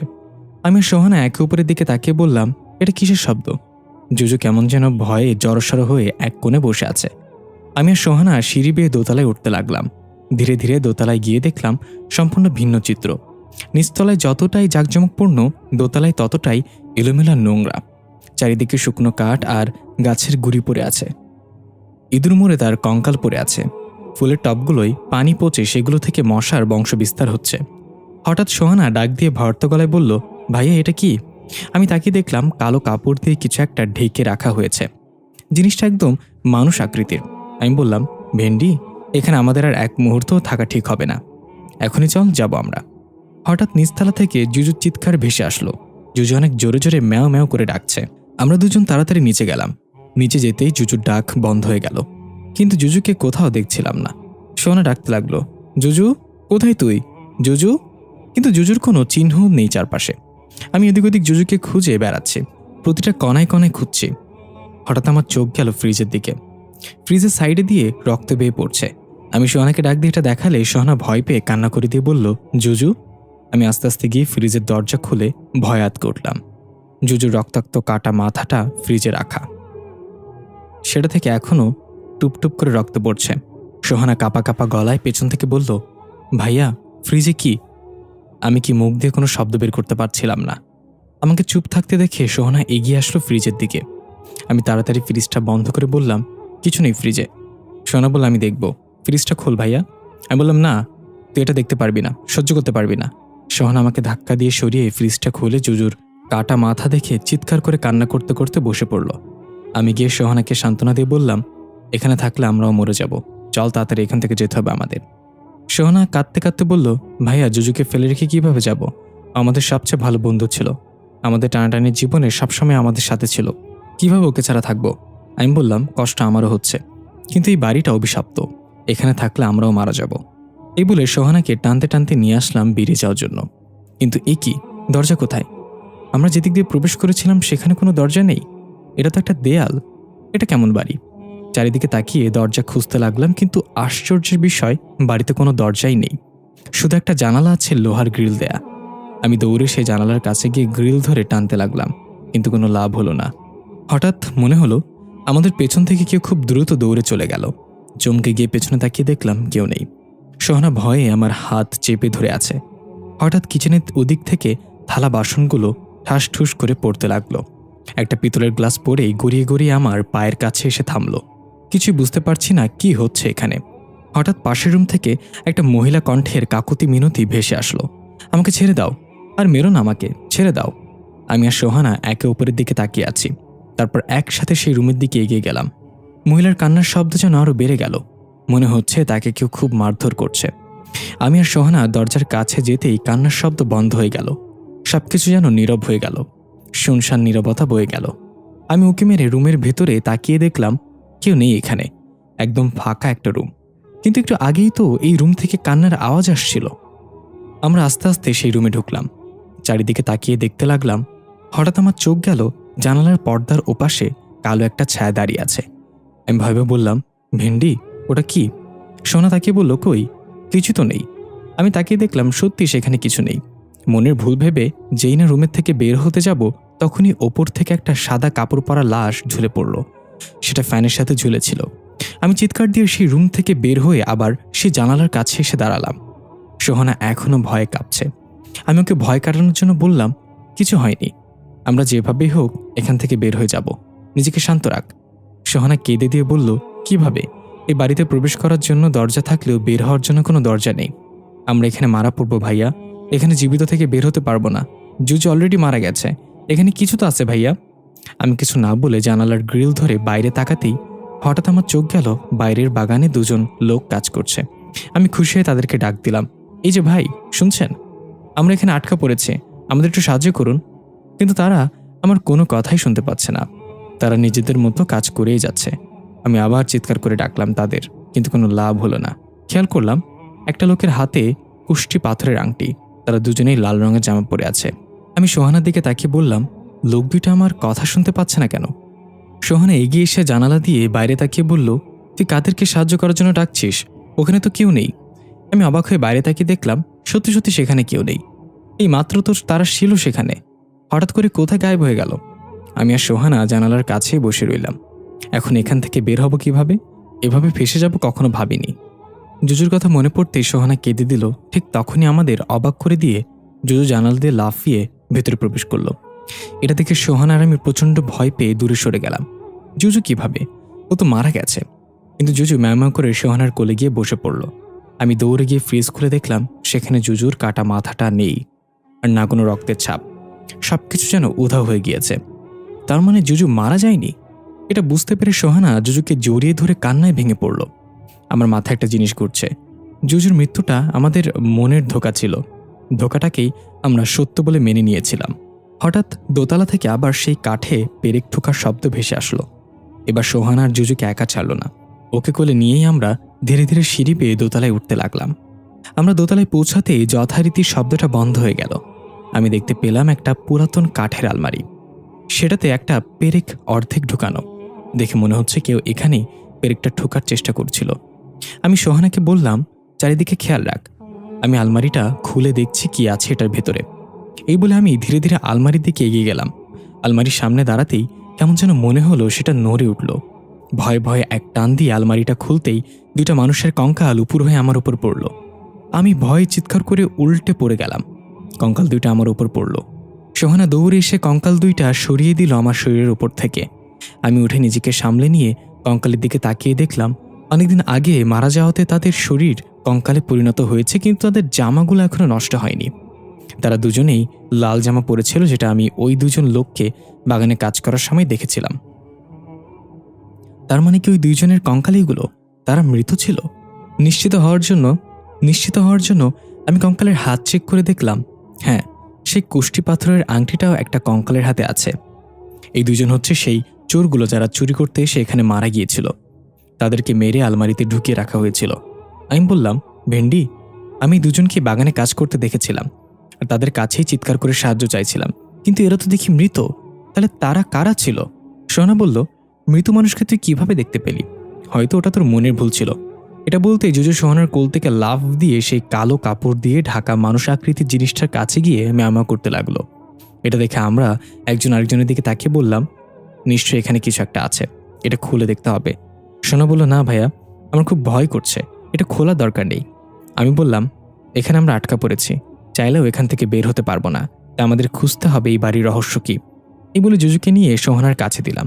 তারপর আস্তে আস্তে সেটার উপর থেকে কালো কাপড়টা সরিয়ে দিলাম। আমরা দুজনেই আতকে উঠলাম। এটা তো একটা কফিন, কিন্তু এটা সম্পূর্ণ মানুষের শরীরের আকৃতির। প্রাচীনকালে মিশরে এমন কফিন মানুষের মমি রাখা হতো। কফিনের উপর ঢাকনাটা একদম হালকা করে লাগানো, ধাক্কা দিলেই সরে যাবে। আমি সোহানার দিকে একবার তাকিয়ে কফিনের ঢাকনাটা হালকা ধাক্কা দিতেই সেটা অল্প একটু সরে গেল। এখনই ভেতর থেকে রং বেরঙের কয়েকটা প্রজাপতি বেরিয়ে এলো ডানা ঝাপটাতে ঝাপটাতে। একটা প্রজাপতি এসে আমার হাতের ওপর বসতেই আমি যেন একটা ঘোরের মাঝে চলে গেলাম। আমি দেখলাম মায়ের ডেলিভারি পেইন উঠেছে।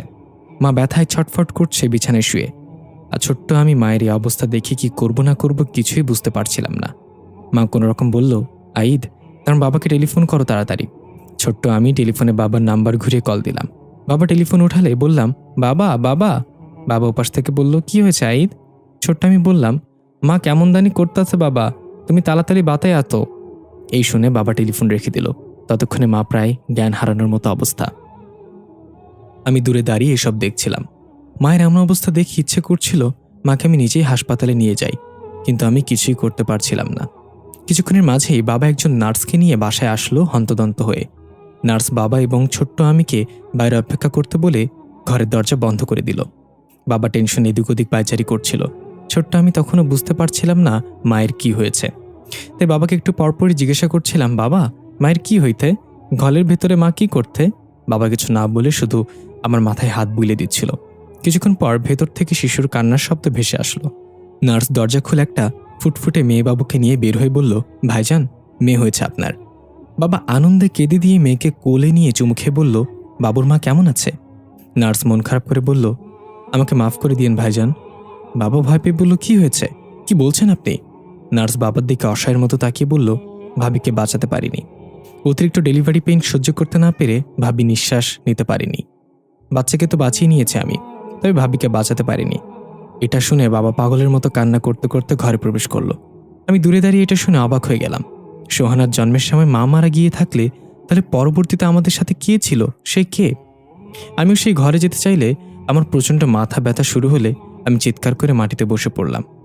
আমার ঘোর ভাঙল। সোহানা দৌড়ে এসে আমাকে ধরে বলল, কি হয়েছে ভাইয়া? আমি অবাক চোখে সোহানার দিকে তাকিয়ে আছি। আমার মা সোহানাকে জন্ম দিয়েই মারা গেছে। তাহলে আমরা যাকে মা বলে জানতাম সে কে ছিল? এটা কিভাবে হতে পারে? আমাকে কিছু বলতে না দেখে সোহানা বলল, কি রে ভাইয়া, কথা বলছিস না কেন, কি হয়েছে? আমি সোহানাকে এই ব্যাপারে কিছুই বললাম না। আমি বললাম, কিছু না। এই বলে আমি তাড়াতাড়ি কফিনের ঢাকনাটা পুরো সরিয়ে ফেললাম এবং যা দেখলাম তাতে হাঁ করে তাকিয়ে রইলাম। আমাকে এভাবে হাঁ করে তাকিয়ে থাকতে দেখে সোহানা বলল, কি আছে ভাইয়া ওর ভেতরে? এই বলে এগিয়ে এসে দেখে অবাক হয়ে বলল, এটা তো সেই কথা নামের মেয়েটা। কফিনের ভেতর কথা নামের মেয়েটার শরীর, মনে হচ্ছে সে ঘুমিয়ে আছে। সেই সাদা থ্রি পিসটা পরা, চেহারায় সেই উজ্জ্বলতা। কফিনের ভেতর কথাকে দেখে আমরা দুজনে বেশ অবাক হলাম। এই মেয়েটা এখানে আসলো কিভাবে? কিছু তো মাথায় ঢুকছে না। আমি কথাকে স্পর্শ করে দেখার জন্য হাত বাড়াতেই পেছন থেকে সোহানা আমার মাথায় থাপ্পড় দিয়ে বলল, কি করছিস তুই? আমি বললাম, আরে নেগেটিভ ওমেন, আমি দেখতে যাচ্ছিলাম মেয়েটা কি জীবিত নাকি মৃত। সব কিছুতে উল্টাপাল্টা ভাবস তুই। এদিকে আমরা দেখতে পাই খুবই সুন্দর একটা ফুলের বাগান। বাগানের মাঝখানে একটা বড় ডালিম গাছ। গাছের ছায়ায় বসে আছে কথা নামের মেয়েটা আর একজন বৃদ্ধ লোক। কথা বলল, দাদু, এখন অন্তত আমার শরীরে আমাকে ফিরে যাওয়ার অনুমতি দাও।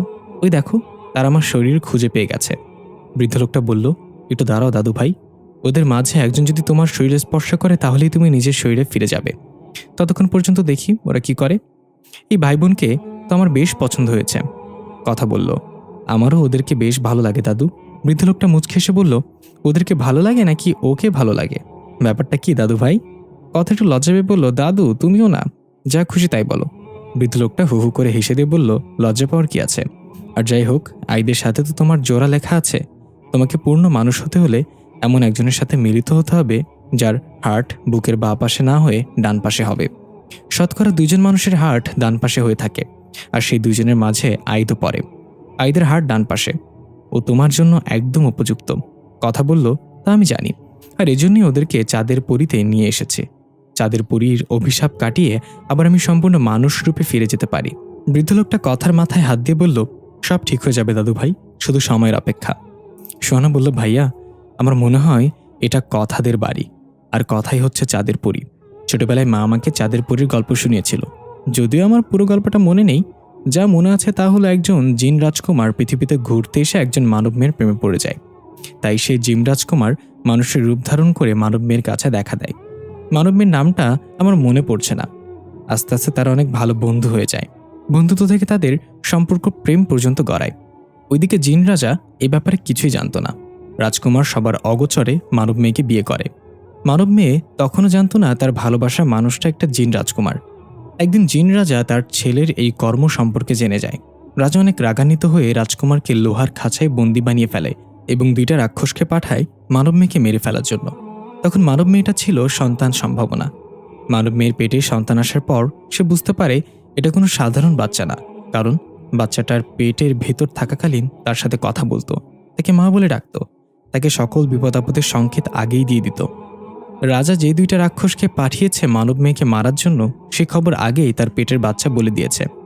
এই পর্যন্ত বলে সোহানা আর কিছু মনে করতে পারল না। আমি জিজ্ঞেস করলাম, তারপর কি হলো? সোহানা বলল, তারপর আর মনে নেই ভাইয়া, অনেকদিন আগে শুনেছি মায়ের মুখে, আর তখন আমি অনেক ছোট ছিলাম তাই ভুলে গিয়েছি। আমি কিছু একটা ভাবতে লাগলাম, আমি তো আমার ভীষণে দেখতে পেয়েছি মা সোহানার জন্মের সময় মারা গেছে। তাহলে বাবার মৃত্যুর আগ পর্যন্ত যে মানুষটাকে আমরা মা বলে জেনে এসেছি সে কে ছিল? সোহানা বলল, কি হয়েছে, কি ভাবছিস তুই? আমার কাছ থেকে কি কিছু লুকানোর চেষ্টা করতেছস?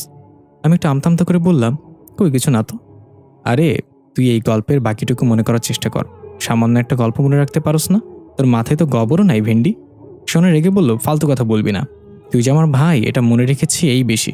মনে আছে ছোটবেলায় সেই কথাটা? আমি বললাম, সেই কথা আমার সারা জীবন মনে থাকবে। তুই কিল দিয়ে আমার পিঠ বাঁকা করে ফেলেছিলি। এখন আমার মেরুদণ্ড বাঁকা হয়ে যায় সেদিনের কথা মনে পড়লে। সোহানা হাসতে হাসতে বলল, আমার কি দোষ? একসাথে ঘুমিয়েছিলাম, আমি স্বপ্নে দেখি তুই আমারে গুলি করতে মারতে চাইতেছস। আমি কিছু না ভেবেই তোরা একটা লাথি বসিয়ে দেই। সত্যি সেটা লেগে যাবে কে জানতো? আমি বললাম, খুব মহৎ কর্ম সম্পাদন করিয়েছেন আপনি। এখন আমাকে আমার কাজ করতে দিন, চেক করে দেখি মেয়েটা জীবিত নাকি মৃত। এই বলে আমি কথার গালে হালকা স্পর্শ করতেই কথার শরীর নড়ে উঠল। আমি একটু ভয় পেয়ে পিছিয়ে গেলাম। হঠাৎ কথা চোখ মেলে তাকিয়ে উঠে বসে পড়ল এক ঝটকায়। আমি নিজের হাতের দিকে তাকিয়ে বললাম, আমার হাতে এত শক্তি, মৃত মানুষ জীবিত করে ফেললাম। কথা কফিন থেকে উঠে এসে আমার সামনে দাঁড়িয়ে বলল, আমি মৃত না, গাধা। সোহানা বলল, তুমি কিভাবে জানলে আমার ভাই একটা গাধা? ভাইরাল হয়ে গেল নাকি? আমি সোহানার দিকে চোখ বড় করে তাকিয়ে বললাম, আমি গাধা?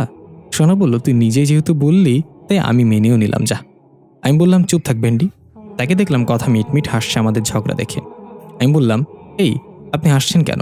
আর আপনি এখানে কেন? সেদিন আমাদের দুজনকে কি খাইয়ে বেহুশ করে তারপর উধা হয়ে গিয়েছিলেন? কে আপনি, সত্যি করে বলেন তো? কথা বলল, আমি তোমাকে সত্য দেখানোর জন্যই এই খাবার খাইয়েছিলাম। আশা করি অনেক কিছু জানতে পেরেছ। আমি সোহানার দিকে তাকিয়ে দেখলাম ও জিজ্ঞাসাসুলভ দৃষ্টিতে আমার দিকে তাকিয়ে আছে। আমি আমতা আমতা করে বললাম, না, তেমন কিছু জানতে পারিনি। আপনি কি সেটা আগে বলেন। এটুকু বুঝেছি আপনি আমাদের মতো সাধারণ কোনো মানুষ না। কথা হেঁটে গিয়ে জুজুকে কোলে নিয়ে আদর করতে করতে বলল, আমি চাঁদের পরি, এই বাড়িতেই আমি থাকি, তবে সবসময় না। আমি বললাম, তার মানে আপনি আমাদেরকে এই বাড়িতে নিয়ে এসেছেন, তাই না? প্রথম যেদিন আপনার সাথে ধাক্কা লাগলো ভুলবশত, সেই দিনই আমি এই বাড়িটা দেখতে পেয়েছিলাম। আপনি তাহলে আমাকে এই বাড়িটা দেখিয়েছিলেন। কথা কোনো উত্তর না দিয়ে সিঁড়ি বেয়ে নিচে নামতে লাগলো জুজুকে নিয়ে। আমি বললাম, সোহানা চল, আমরাও নিচে নামি ওর সাথে, দেখিও কোথায় যাই। সোহানা বলল, আর কত নিচে নামবি? তোরে আমি চাই উপরে ওঠাতে, তুই শুধু নিচেই নামতে চাস।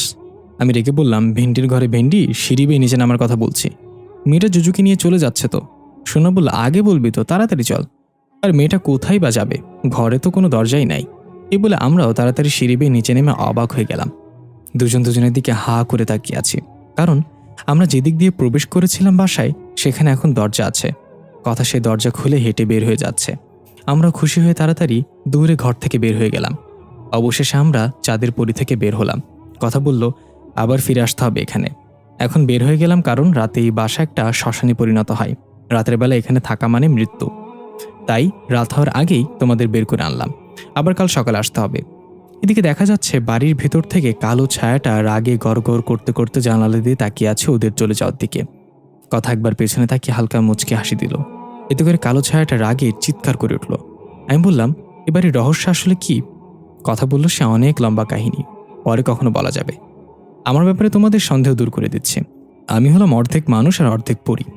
আমার মা ছিল একজন মানুষ আর বাবা ছিল জিন, তাই আমার জন্ম এভাবেই হয়েছে। সোহানা বলল, ভাইয়া, এটা তো আমাদের মায়ের বলা সেই গল্পের মতো তাহলে। কথা একটু অবাক হয়ে বলল, তোমাদের মা তো তোমার জন্মের। আমি কথাকে থামিয়ে দিয়ে বললাম, সেসব কথা বাদ দেন। এখন বলেন আপনি আমাদের কাছে কি চান, কেন পরিকল্পনা করে এই বাড়িতে নিয়ে এসেছেন? কথা বলল, সেটা সময় হলেই জানতে পারবে।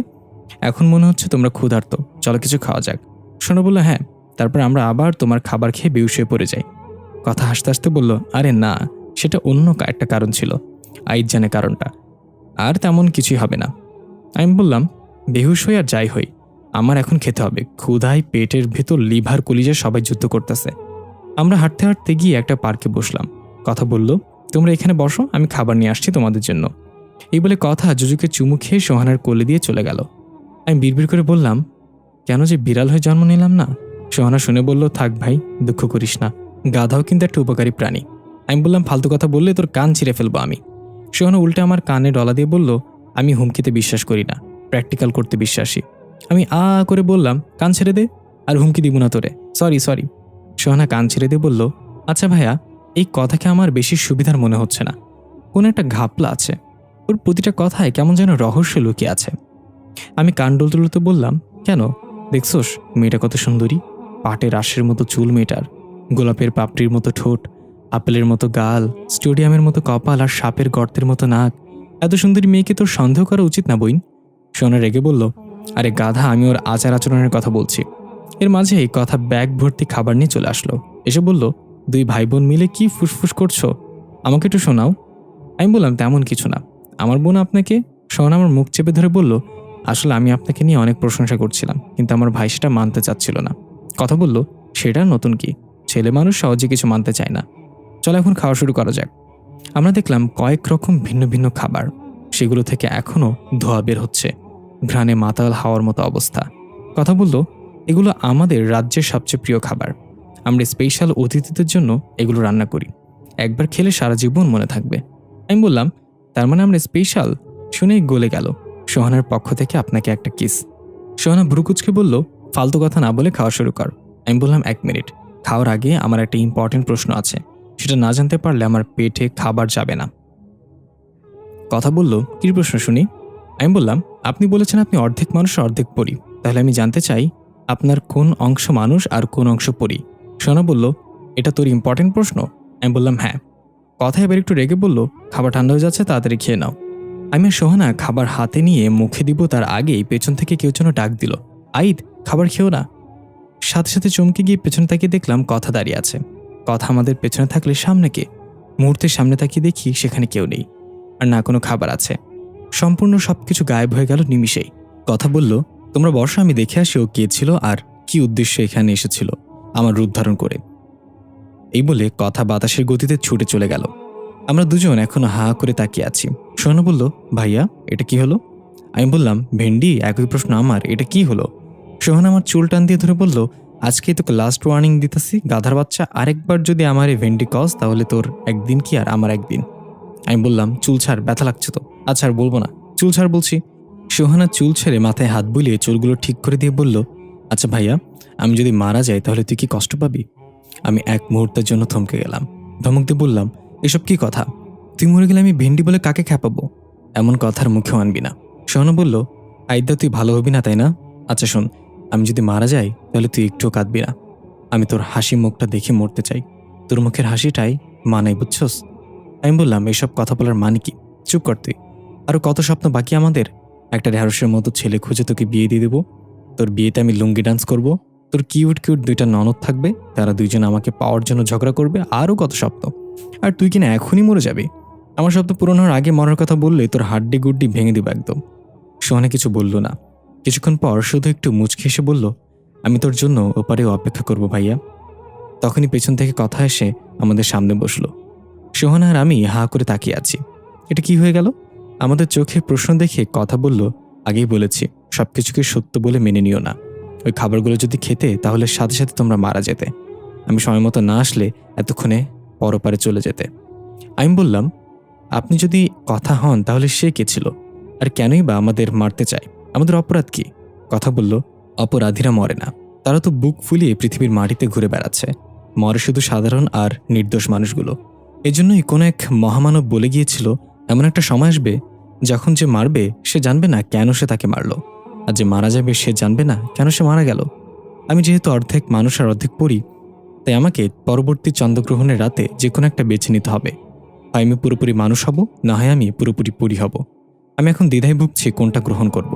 সোহানা বলল, তুমি পরী হয়ে যাও তাহলে, তোমার মতো সুন্দরীদের পরী হলেই মানাবে। আমি সোহানার দিকে তাকিয়ে দাঁত কামড়ে বললাম, ভেন্ডি, বড় ভাইয়ের কপালে কেন লাথি মারতেছস? কথা মানুষ হলে ভালো হবে। কথা হাসতে হাসতে ব্যাগ থেকে খাবার বের করলো। এবার খাবার হাতে নেওয়ার আগে আশেপাশে পেছনে সামনে ভালো করে তাকিয়ে নিলাম। অন্য কোনো কথা এবার এসে বলবে না কি খেও না? কথা বলল, আর ভয় নেই, এবার খেতে পারো। আসলে এমন কেউ আছে যে চায় না আমি এই অর্ধ জীবন থেকে মুক্তি পাই। সে সবসময় আমাদের বাধা দেওয়ার চেষ্টা করবে। আমি খাবার খেতে খেতে বললাম, সে কে? আর আপনার সাথে আমাদের ভাই বোনের কি সম্পর্ক? আপনার মানুষ বা পরী হওয়ার জন্য আমরা দায়ী নাকি? আমাদেরকে কেন মারতে চায়? সোহানা বলল, ভাইয়া, এটা কেমন কথা? তুই না কথাকে পছন্দ করস, ওর জন্য না হয় 2-1বার নিজের জীবন দিলি, তাতে আর এমন কি? কথা মিটমিট হাসছে এটা শুনে। আমি বললাম, আরে ভেন্ডি, জীবন 2-1বার কেমনে দেয়? আর কে বলেছে আমি ওনাকে পছন্দ করি? আমি তো শুধু। সোহানা বলল, আমি তো শুধু কি ভাইয়া? আমি বললাম, চুপ থাক, আর আপনি বলেন কি রহস্য লুকিয়ে রেখেছেন, কি হচ্ছে আমাদের সাথে? এর মাঝে জুজু দৌড়ে চলে গেল রাস্তার দিকে। সোহানা খাবার মুখে নিয়ে উঠে জুজুর পেছনে গেল। জুজু দাঁড়া, কোথায় যাচ্ছিস? জুজু দাঁড়া বলছি। সোহানা চলে গেলে এবার কথা বলল, আইদ, তোমাকে একটা কথা বলি। তুমি তো তোমার ভীষণ দেখতে পেয়েছ। সোহানার জন্মের সময় তোমার মা মারা গিয়েছে। এখন নিশ্চয়ই তোমার মনে অনেক প্রশ্ন তোমার মাকে নিয়ে। আমি বললাম, হ্যাঁ। মা যদি সেদিন মারা যায় তাহলে সোহানার 5 বছর বয়স অবধি কে ছিল আমাদের সাথে, আর বাবার মৃত্যুর পর সে কোথায় হারিয়ে গেল? কথা বলল, তোমার মায়ের একজন যমজ বোন ছিল, তার নাম ছিল পার্সিয়া। তোমার মায়ের মৃত্যুর পর পার্সিয়া ছিল তোমাদের মা সেজে। তোমার বাবা শুধু এটা জানতো আর কেউ জানতো না। তাই তোমার বাবার মৃত্যুর পর সে চলে যায় এবং তোমার কাকার অপবাদ দেয় সে অন্য কারোর সঙ্গে চলে গিয়েছে। আমি অবাক হয়ে বললাম, যদি তাই হয় তাহলে সে চলে কেন গেল? সে তো ইচ্ছে করলে আমাদের সাথে সারা জীবন থাকতে পারত। কথা বলল, না, সেটা তার জন্য সম্ভব ছিল না, কারণ তার চুক্তি ছিল তোমার বাবার মৃত্যু পর্যন্ত থাকা। তবু সে তোমাদের সাথে থাকতে চেয়েছিল চুক্তি ভঙ্গ করে, আর সেটা তার জন্য কাল হয়ে দাঁড়ায়। পার্সিয়ারও একটা সংসার ছিল, তবে তার কোনো সন্তান ছিল না। সে তোমাদের 2 ভাই বোনকে নিজের সন্তানের মতো লালন পালন করেছিল। চুক্তি ভঙ্গ করে তোমাদের সাথে থাকার ব্যাপারে যখন তার স্বামী জানতে পারে, তখন তার উপর অনেক অত্যাচার করা হয়, অনেক মারধর করা হয়। তুমি নিশ্চয়ই শুনেছ ওই চাঁদের পরী বাড়িতে কোনো মহিলার আত্মচিৎকার, সেটা তোমার সেই পার্সিয়া আন্টির চিৎকারই ছিল। ওই বাড়িই ছিল তোমার পার্সিয়া আন্টির বাড়ি। তাকে এই বাড়িতে অত্যাচার করে নৃশংসভাবে হত্যা করা হয়। আমি অবাক হয়ে চোখ বড় করে বললাম, তার মানে তুমি? কথা বলল, হ্যাঁ, আমি তোমার পার্সিয়া আন্টির মেয়ে, আর আমার বাবাই ছিল সেই জিন রাজকুমার যার গল্প সোহানাকে ছোটবেলায় শোনানো হতো। আমি বললাম, তার মানে জিন রাজকুমার যেই মানব মেয়ের প্রেমে পড়েছিল সে ছিল পার্সিয়া আন্টি? তাহলে সেই জিন রাজকুমার পার্সিয়া আন্টিকে মারলো কেন? আর কিসের চুক্তি হয়েছিল সেদিন? কথা কিছু বলতেই যাবে তখন রাস্তার ওপাশ থেকে সোহানা ডাক দিল, ভাইয়া, জুজুকে পেয়েছি। ও একটি ইঁদুরের পেছনে ছুটে এদিকে চলে এসেছিল। এই বলে সোহানা জুজুকে কোলে নিয়ে রাস্তার ওপাশ থেকে আসছিল। আমি কথার দিকে তাকিয়ে বললাম, সোহানাকে এসব বিষয়ে কিছু বলো না, সোহানা এখন এসব নিতে পারবে না। তখন এক বিকট শব্দ হলো। আমি চমকে গিয়ে রাস্তার দিকে তাকিয়ে দেখলাম সোহানা হাওয়ায় উঠছে। একটা দ্রুতগামী বাস সোহানাকে ধাক্কা দিয়ে চলে যাচ্ছে। আমি চিৎকার করে উঠে দৌড় দিলাম, সোহানা! সোহানা উড়ে গিয়ে ল্যাম্পপোস্টের খাম্বার সাথে বাড়ি খেয়ে নিচে পড়ে গেল। আমি আমার পুরো শক্তি দিয়ে দৌড়ে সোহানার কাছে গিয়ে দেখলাম ওর রক্তাক্ত শরীরটা কাঁপছে। কান্না করতে করতে সোহানার মাথা কোলে নিয়ে বললাম, কিছু হবে না তোর, সোহানা চোখ খোল, কিছু হয়নি। কথা অ্যাম্বুলেন্সে খবর দাও, ওকে হাসপাতালে নিয়ে যেতে হবে। কথা মুহূর্তে একটা অ্যাম্বুলেন্স খবর দিয়ে নিয়ে এলো। তাড়াতাড়ি করে সোহানাকে হাসপাতালে নিয়ে গেলাম। নিজেকে আর কন্ট্রোল রাখতে পারছি না। সোহানার চোখ খুলছে না কেন? ইমার্জেন্সিতে নিয়ে সোহানার চিকিৎসা করতে লাগলো ডাক্তার। আমি আর কথা বাইরে বসে আছি। আমার চোখ থেকে অঝরে পানি পড়ছে। কথা আমার কাঁধে হাত রেখে বলল, সোহানা সুস্থ হয়ে যাবে, নিজেকে শান্ত রাখো। আমি বললাম, কিভাবে শান্ত রাখবো নিজেকে? ওর কিছু হয়ে গেলে আমি বাঁচব না। কথা, এই পৃথিবীতে ও ছাড়া আমার কেউ নেই, ওর ও আমি ছাড়া কেউ নেই। আমি আমার বোনকে হারাতে পারবো না। কিছুক্ষণ পর ডাক্তার বের হয়ে আসলে ইমার্জেন্সি থেকে।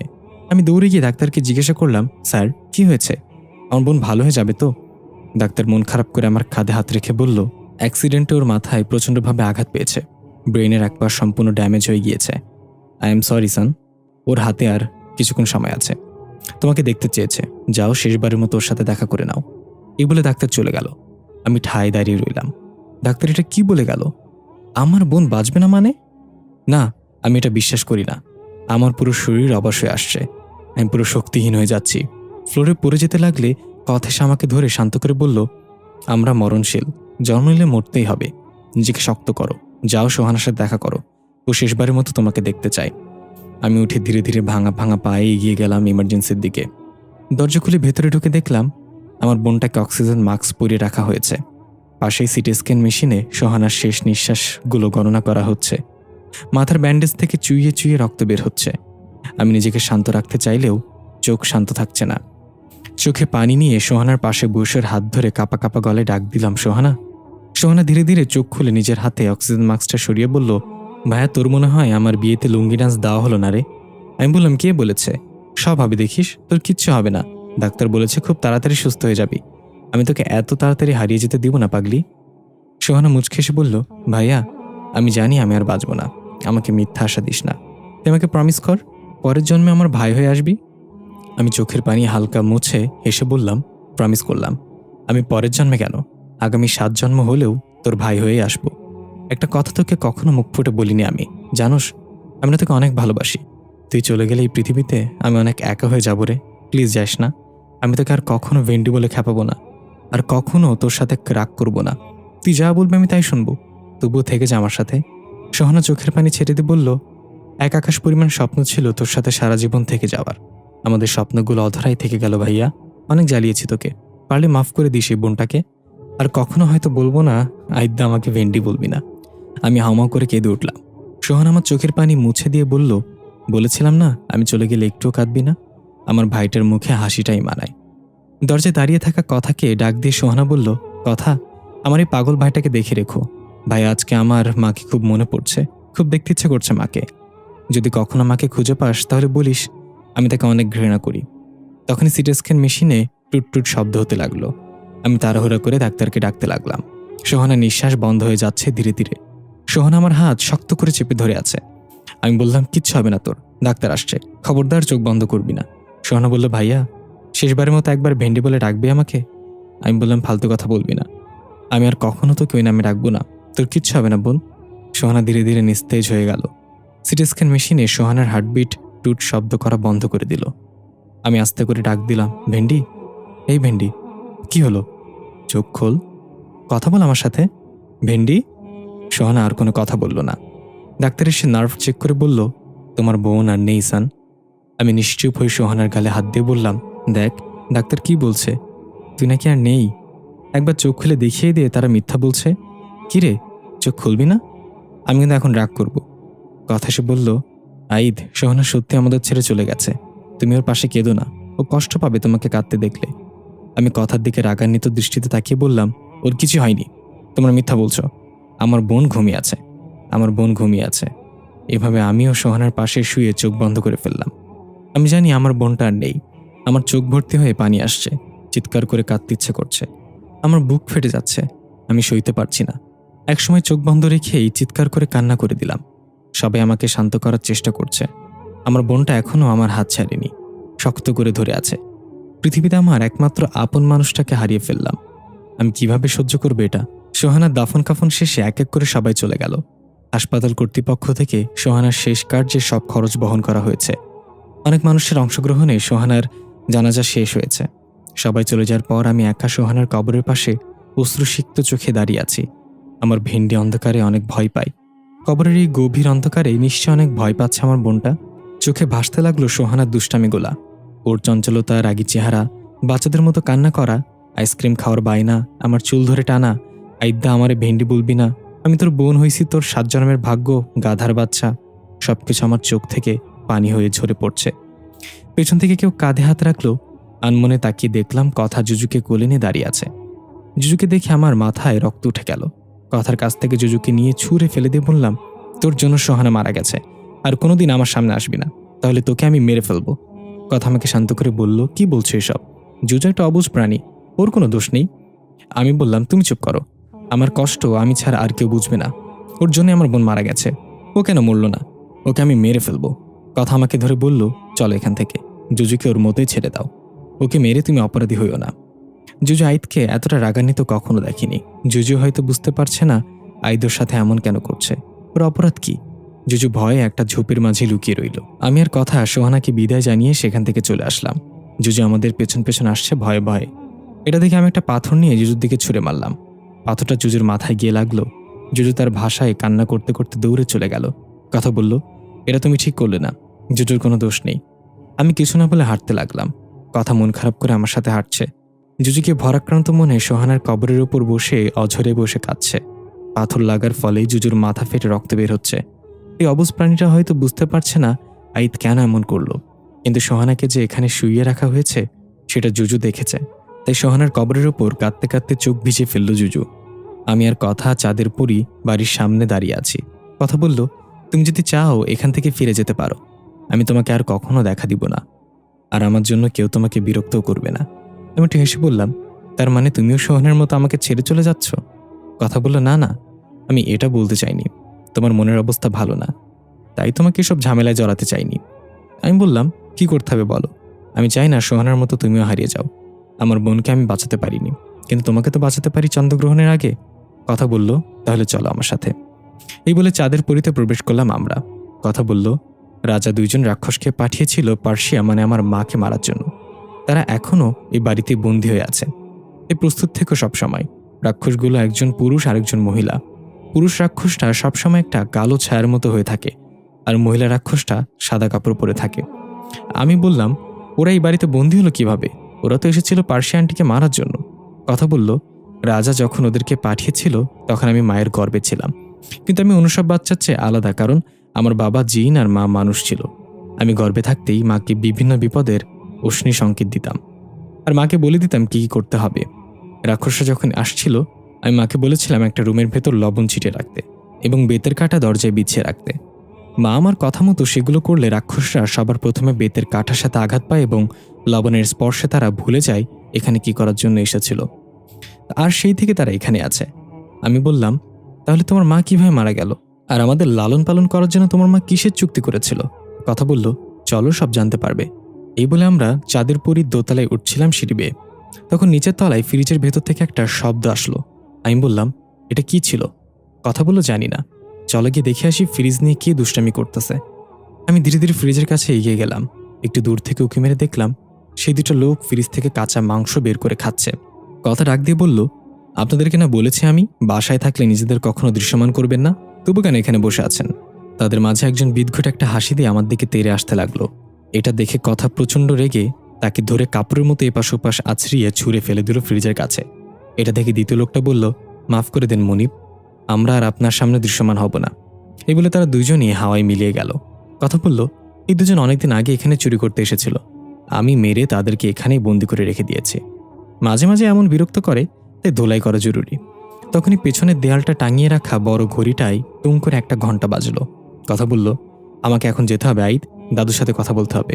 আমি একটু অবাক হয়ে বললাম, এই দাদু আবার কে? কথা বলল, একজন বুজুর্গ জিন। মা মারা যাওয়ার পর আমি তার কাছে বড় হয়েছি, উনি আমার অভিভাবক। আমি বললাম, ও আচ্ছা, তাহলে আমি কি করব? আর তুমি কখন ফিরে আসবে? কথা বলল, খুব তাড়াতাড়ি ফিরে আসবো। আর এই সময়টাই তুমি গিয়ে দেখে আসো সোহানার জন্মের পর আর কি কি হয়েছিল। এই বলে তাড়াতাড়ি করে সিঁড়ি বেয়ে দোতলায় উঠতে লাগলো কথা। আমি ওর পিছু করে দোতলায় উঠে গেলাম। কথা গিয়ে সেই মিশরীয় কফিনে শুয়ে পড়ল আর বলল, খুব তাড়াতাড়ি দেখা হচ্ছে। এই বলে চোখ বন্ধ করে ফেলল। আমি দেখলাম কথার শরীর থেকে অদ্ভুত এক ধরনের রুশনি বের হচ্ছে। তারপর নিজে নিজেই কফিনের ঢাকনাটা বন্ধ হয়ে গেল।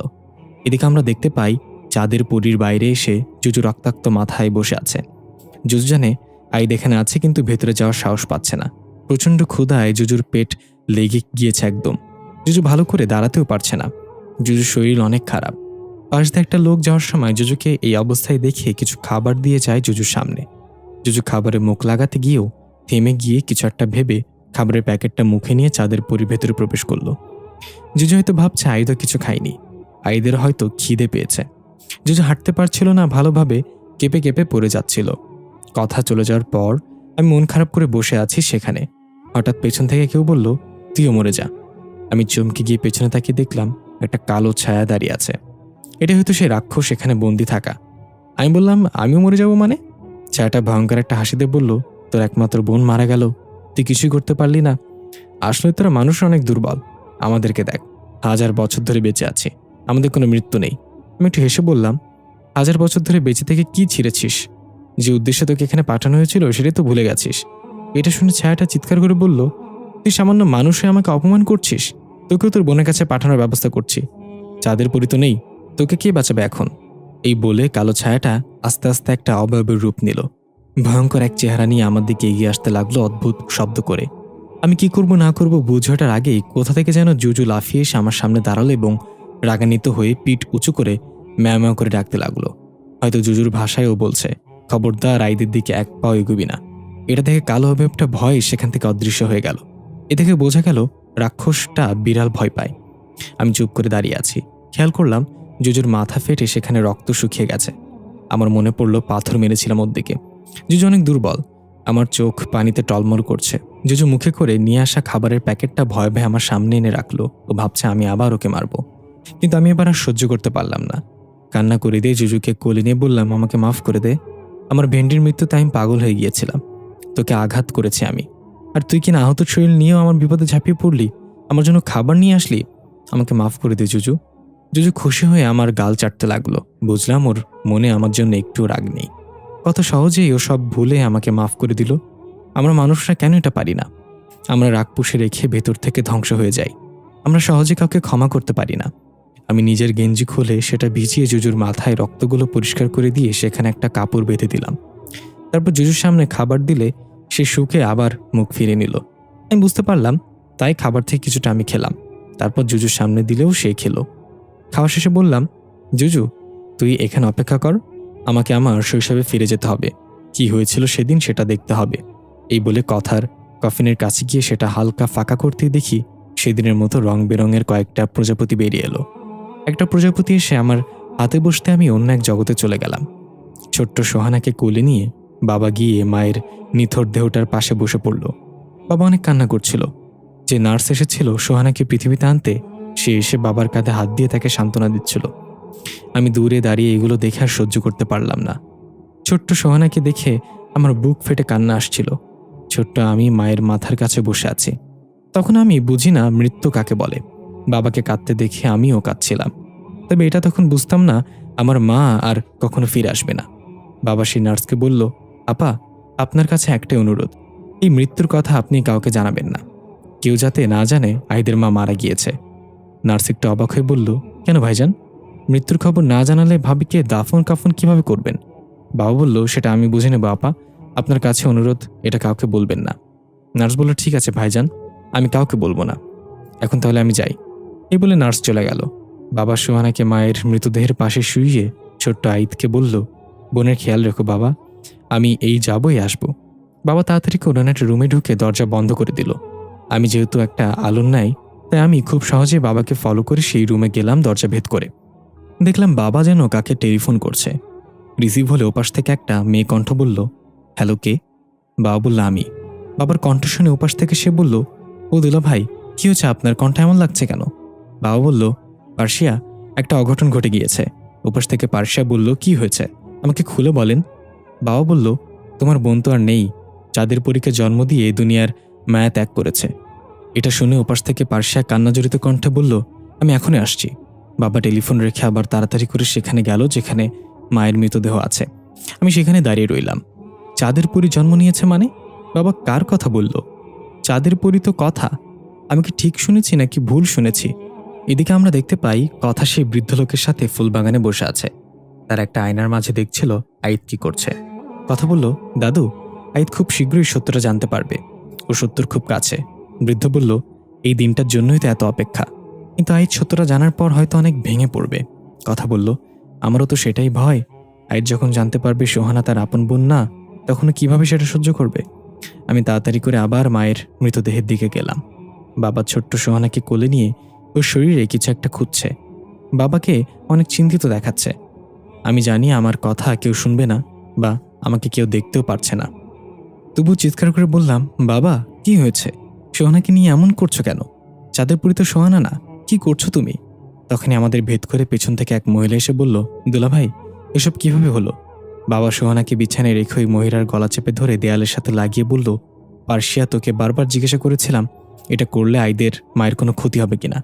তুই বলেছিলি কিছুই হবে না। তোর সাথে ওই তান্ত্রিকের বাচ্চাও বলেছিল কোনো ক্ষতি হবে না। তাহলে এখনো মারা গেল কিভাবে? মহিলাটা একদম আমার মায়ের মতো দেখতে। তার মানে এটাই সেই মায়ের যমজ বোন পার্সিয়া। কিন্তু সে কি এমন করেছে যে বাবা তার উপর রাগান্বিত? পার্সিয়া কোনো রকম বাবার হাত থেকে নিজেকে ছাড়িয়ে বলল, বিশ্বাস করেন দুলা ভাই, এমনটা হওয়ার কথা ছিল না। আমি নিজেও বুঝতে পারছি না এটা কিভাবে হলো। তান্ত্রিকও তো বলেছিল কিছু হবে না। পার্সিয়া কান্না করতে করতে আমার মায়ের মরদেহের পাশে বসে পড়ল আর বলতে লাগলো, আমাকে ক্ষমা করে দিস বোন, আমি বুঝতে পারিনি এমনটা হয়ে যাবে। ছোট্ট আমি বাবাকে রাগান্বিত দেখে ভয়ে রুমের এক কোণে বসে আছি। আমি বুঝতে পারছিলাম না পার্সিয়া আন্টি কেন কান্না করছে, বাবা কেন রাগান্বিত। পার্সিয়া আন্টি সোহানাকে কোলে নিয়ে জিজ্ঞাসা করলো, চিহ্নটা কি পেয়েছেন? বাবা শান্ত হয়ে বলল, না। কোথায় চিহ্ন? কোনো চিহ্ন নেই বাচ্চার শরীরে। এটা শুনে পার্সিয়া আন্টি অনেক চিন্তিত হয়ে গেল। তারপর নিজেই কিছু একটা খুঁজতে লাগলো সোহানার শরীরে উল্টো পাল্টে। আমি চিৎকার করে বললাম, সোহানা ব্যথা পাবে, ওর সাথে এমন করছেন কেন? কি খুঁজছেন ওর শরীরে? কিন্তু আমার কথা তো কারোর কান অবধি পৌঁছায় না। হঠাৎ পার্সিয়া আন্টির মুখ থেকে হাসি ফুটল। খুশি বলল, দুলাভাই, পেয়েছি সেটা। বাবা তাড়াতাড়ি এসে বলল, কোথায়? পার্সিয়া আন্টি সোহানাকে উল্টে ওর পায়ের তলায় একটা চিহ্ন দেখালো বাবাকে। আমিও দেখলাম চিহ্নটা দেখতে চাঁদের মতো। আমি অবাক হয়ে বললাম, তার মানে কি সোহানা চাঁদের পরী? কিন্তু আমার ভুল ভেঙে গেল তখন যখন বাবা বলল, তাহলে তোমার বাচ্চা তুমি নিয়ে যাও এখন। তোমার জন্য আমি আমার স্ত্রীকে হারিয়েছি, আমি তো তোমাকে কখনো ক্ষমা করব না। পার্সিয়া আন্টি বলল, দুলা ভাই, আমি এখন থেকে এখানেই থাকবো। আমার বোনের মৃত্যু হয়েছে সেটা কেউ জানে না এখনো। আমি আমার বোনের জায়গা নিয়ে থাকবো। আইদ এখন অনেক ছোট, ওর এখন মা দরকার। আমি আজ থেকে আইদেরও মা, এই বাচ্চারও মা। বাবা বলল, থাকতে পারো, কিন্তু তোমাকে আমি কখনো স্ত্রীর মর্যাদা দিতে পারবো না। তোমার স্বামীকে তার জিন বাবা বন্দি করে রেখেছে তাদের রাজ্যে। সে যেদিন ছাড়া পেয়ে তোমার খোঁজে আসবে সেদিন কি জবাব দিব তাকে? পার্সিয়ানটি বলল, তার সাথে আমার চুক্তি হয়েছিল চাঁদের পরীকে যে কোনো মূল্যে পৃথিবীতে আনতে হবে। আমি বুঝে গিয়েছিলাম চাঁদের পরী যদি আমার পেটে থাকে তাহলে জিনরাজা একের পর এক রাক্ষস পাঠাবে চাঁদের পরীকে নিয়ে যেতে। তাই তো 4 মাসের সময় চাঁদের পরীকে আমার গর্ভ থেকে আমার বোনের গর্ভে দিয়ে দিই জাদুর মাধ্যমে। এটা আপনি আর আমি ছাড়া কেউ জানত না। বাবা বলল, রাজা হয়তো এতক্ষণে জেনে গেছে চাঁদের পরীর জন্ম হয়ে গিয়েছে। সে আসবে ওকে নিয়ে যেতে, তার আগে ওকে নিরাপদ স্থানে সরিয়ে দিতে হবে। পার্সি আন্টি বলল, আমি একজনকে খবর দিয়েছি, সে এসে চাঁদের পরীকে তার কাছে নিয়ে যাবে। সেখানেই সে সবচেয়ে নিরাপদ থাকবে। বাবা বলল, নিয়ে যাওয়ার আগে বাচ্চার নাম ঠিক করে দাও, বড় হলে যেন তোমার দেয়া নামেই তার পরিচয় হয়। পার্সি আন্টি বাচ্চাটার কানের কাছে গিয়ে ফিসফিস করে ওর নাম বলল, কথা কথা কথা। আমি আবার আশ্চর্যের চরম সীমায় পৌঁছে গেলাম। তার মানে এই বাচ্চাটা সোহানা না, এটা কথা। কিন্তু কিভাবে? আমার মাথায় কিছুই ঢুকছে না। তখন আমার মাথায় প্রচণ্ড যন্ত্রণা শুরু হলো। আমি মাথার চুলগুলো ধরে টান দিয়ে জোরে চিৎকার করলাম। আমি আমার হুঁশ ফিরে পেলাম। জুজু এসে আমার বুকের উপর উঠে ম্যাও করছে। আমি এখনও সবকিছু কেমন যেন ঝাপসা দেখছি। মাথাটা ভৌ ভৌ করে ঘুরছে। একটু পর স্বাভাবিক হয়ে আমি কোনো হিসাব মিলাতে পারছিলাম না। কথার জন্ম আমার মায়ের পেট থেকে কিভাবে হলো? পার্সি আন্টি জাদুর কথা বলেছিল, কেন সেটা করেছিল? তাড়াতাড়ি আমি কফিনের দিকে এগিয়ে গিয়ে কথাকে ওঠানোর চেষ্টা করলাম। কথা উঠো, কথা। আমি দেখতে পাই কথা এখনও সেই বৃদ্ধ লোকের সাথে বসে আছে। বৃদ্ধ বলল, তাহলে যাও দাদু ভাই, আইদের মনে এখন অনেক প্রশ্ন, তোমাকেই ওর সব প্রশ্নের উত্তর দিতে হবে। কথা বলল, কিন্তু আইদ সত্যটা জানার পর কি করবে দাদু? আমাকে কি ভুল বুঝবে? বৃদ্ধ বলল, না, তেমন কিছুই হবে না। তুমি নিশ্চিন্ত মনে ফিরে যাও। আমি দূর থেকে তোমার ওপর খেয়াল রাখবো, যেমনটা সেই ছোটবেলায় তোমাকে নিয়ে আসার পর থেকে রেখেছি। হঠাৎ কথা জেগে উঠল কফিনের ভেতর। আমি একটু চমকে গিয়ে পেছনে সরতে গিয়ে পড়ে গেলাম। কথা কফিন থেকে নেমে আসতে আসতে বলল, ভয় পেয়েছ? আমি বললাম, তুমি আমাকে এতদিন বলনি কেন সব কথা? কথা জুজুকে কোলে নিয়ে আদর করতে করতে বলল, কোন সব কথা? আমি বললাম, দেখো, কথা নাটক করো না। আমি জানি তুমি অনেক কিছু লুকিয়েছ আমার কাছ থেকে। পার্সি আন্টি তোমাকে আমার মায়ের গর্ভে লুকিয়ে রেখেছিল রাক্ষসের ভয়। যে বাচ্চাকে আমি সোহানা ভেবেছিলাম সেটা তুমি ছিলে। কথা হাই তুলে বলল, তাই নাকি? আমি তো জানতাম না এত কিছু। আমি রেগে কথাকে ধাক্কা দিয়ে ফেলে দিলাম ফ্লোরে। তারপর কথার পায়ের তলায় চেক করে দেখলাম সেই চাঁদের চিহ্নটা কথার পায়ে। আমি জিজ্ঞেস করলাম, এটা কি? কথা এবার উঠে একটা জায়গায় গিয়ে বসে বলল, রাজা যখন একের পর এক রাক্ষস পাঠাচ্ছিল আমার মায়ের পেট থেকে নিয়ে যাওয়ার জন্য, তখন মা অনেক ভয় পেয়ে গিয়েছিল। আমার বাবা যে একজন জিন রাজকুমার ছিল সেটা তোমার বাবাকে ছাড়া আর কাউকে বলেনি মা। তোমার বাবাকে অনেক বিশ্বাস করতো আমার মা, তাই এইসব কিছু মা তোমার বাবার সাথে শেয়ার করে। তখন তোমার বাবাই মাকে বুদ্ধি দেয় বাচ্চা অন্য কারোর গর্ভে লুকিয়ে রাখতে। মা প্রথমে রাজি না হলেও পরে আমার কথা চিন্তা করে রাজি হয়ে যায়। তোমার বাবা আমার মাকে নিয়ে একজন তান্ত্রিকের কাছে যায়, তাকে সব সমস্যার কথা খুলে বলে এবং সমাধান চায়। তখন তান্ত্রিক ধ্যান জ্ঞান করে বলল, বাচ্চা এমন কারোর গর্ভে রাখতে হবে যার সাথে তোমার রক্তের সম্পর্ক আছে। আমার মায়ের রক্তের সম্পর্ক তো শুধু তার বোনই আছে। কিন্তু এবার তোমার বাবা এতে রাজি হলো না। তোমার বাবা কিছুতেই তোমার মায়ের গর্ভে আমাকে রাখতে চাইল না। সে ভয় পাচ্ছিল এতে তোমার মায়ের ক্ষতি হতে পারে। কিন্তু তান্ত্রিক এবং আমার মা তোমার বাবাকে আশ্বাস দিল কোনো ক্ষতি হবে না, বাচ্চা জন্মের পর সে সম্পূর্ণ সুস্থ হয়ে থাকবে, এর কোনো প্রভাব তার উপর পড়বে না। অনেক বোঝানোর পর তোমার বাবা রাজি হয়ে যায়। তান্ত্রিকের কথা মতো তোমার বাবা গিয়ে গোপনে তোমার মায়ের ব্যবহৃত একটা জামা আর কিছু চুল নিয়ে আসে। তান্ত্রিক জাদুমন্ত্র করে অবশেষে আমার মায়ের গর্ভ থেকে আমাকে তোমার মায়ের গর্ভে চালান করে দেয়। তোমার মায়ের ব্যাপারে কিছু জানতো না। সকালে ঘুম থেকে উঠে দেখে তার পেট অনেক বড় হয়ে গিয়েছে। সে প্রচুর ভয় পেয়ে যায়। তোমার বাবাকে তাড়াতাড়ি এটা দেখালে তোমার বাবা বলল, আমরা তো মা বাবা হতে যাচ্ছি। তোমার মা বলল, কিন্তু এক রাতের মাঝে আমার পেট কিভাবে এত বড় হয়ে গেল বুঝতে পারছি না। তোমার বাবা মজা করে বলল, হরলিক্স মনে হয় তোমার পেটে উৎপন্ন হচ্ছে, তাই বাচ্চা এত তাড়াতাড়ি বড় হয়ে গেছে। তোমার মা একটু লজ্জা পেয়ে বলল, ধ্যাত, কি যে বলো না তুমি, এই বলে চলে গেল। তোমার বাবার মুখটা তখন মলিন হয়ে গেল। সে বারবার ভাবছিল এর ফলে তার স্ত্রীর কোনো ক্ষতি হবে না তো। আর সেটাই হলো। তোমার মা আমাকে জন্ম দেওয়ার সময় মারা গেল। কথা একদমই সবকিছু বলে চুপ করে বসে রইল। আমি সব শুনে হতভম্ব হয়ে গেলাম। এটাও কি সম্ভব? কথাকে এক গর্ভ থেকে অন্য গর্ভে চালান করা হয়েছে। বাবা আর পার্সি আন্টির উপর অনেক রাগ হতে লাগলো আমার। তারা কেন এটা করতে গেল? কথা এসে বলল, আমি জানি তুমি আমার উপর রাগ করছো। আমার জন্য তোমার মা মারা গিয়েছে সেদিন। তুমি যেভাবে আমাকে প্রায়শ্চিত্ত করতে বলবে আমি সেভাবেই করব। আমি কিছু না বলে জুজুকে কোলে নিয়ে চাঁদের পরি থেকে বের হয়ে গেলাম। কথা আমার পিছু পিছু আসতে লাগলো। তবে কি মনে করে যেন আবার কথা চাঁদের পরির ভেতরে প্রবেশ করলো। আমরা দেখতে পাই কথা বাড়িতে থাকা দুই রাক্ষস এবং সেই দুই চোরের আত্মাকে ডাক দিল। তারা প্রথমে কোনো সাড়া না দিলে কথা আবার ডাক দিল তাদের। আমি জানি তোমরা আশেপাশে আছো, বের হয়ে এসো বলছি, কিছু কথা বলবো। এটা শুনে তারা কথার সামনে দৃশ্যমান হলো। কথা বলল, তোমরা আজ থেকে মুক্ত, যেখানে খুশি যেতে পারো, কিন্তু যদি আবার কোনো খারাপ কাজে নিজেদের শক্তি ব্যবহার করো তাহলে আমাকে আবার দেখতে পাবে। রাক্ষস দুইজন কথার সামনে হাঁটু গেড়ে বসে বলল, সত্যি আমরা মুক্ত? আমরা আমাদের রাজ্যে ফিরে যেতে পারি? কথা বলল, হ্যাঁ, তোমরা ফিরে যেতে পারো। আমি খুব শীঘ্রই আসছি তোমাদের রাজ্যে নিজের বাবাকে ছাড়িয়ে নিতে। রাজাকে গিয়ে এটা জানিয়ে দিও। এই বলে কথা সেখান থেকে বের হয়ে গেল আইদের পেছনে। আমি জুজুকে নিয়ে আনমনে হাঁটছি। কথা পেছন থেকে ডাক দিয়ে বলল, আইদ, আমার কি দোষ বলো? আমি তো আর বলিনি তোমার মাকে মেরে ফেলার জন্য। ওটা একটা অনাকাঙ্ক্ষিত ঘটনা ছিল। আমি বললাম, হয়েছে তো, এখন আমার কাছে তুমি কি চাও? চলে যাও এখান থেকে, আমাকে আমার মতো ছেড়ে দাও। কথা বলল, আমাকে কি চন্দ্রগ্রহণের আগে বাঁচাবে না? এবার আমি থেমে গেলাম। কথার কাছে গিয়ে দেখলাম ওর চেহারায় এক রাশ হতাশা। কথা আমার বুকের ডান পাশে হাত দিয়ে বলল, তোমার এই হৃদয়ের স্পন্দন হতে চাই, তুমি কি আমাকে ফিরিয়ে দিবে? আমি কি বলবো বুঝতে পারছি না। আমিও কথার গালে হাত দিয়ে বললাম, কি করতে হবে আমাকে? কথা হাসি দিয়ে বলল, আমাকে বিয়ে। আমি অবাক হয়ে কিছু বলতে যাব তার আগেই আমার মাথায় অন্য একটা চিন্তা ভর করে বসলো। সেদিন কথার জন্মের সময় যদি মা মারা যায় তাহলে সোহানা কিভাবে আসলো? কথা আমার চেহারা ভঙ্গি দেখে বুঝে ফেললে আমি ঠিক কি চিন্তা করছি।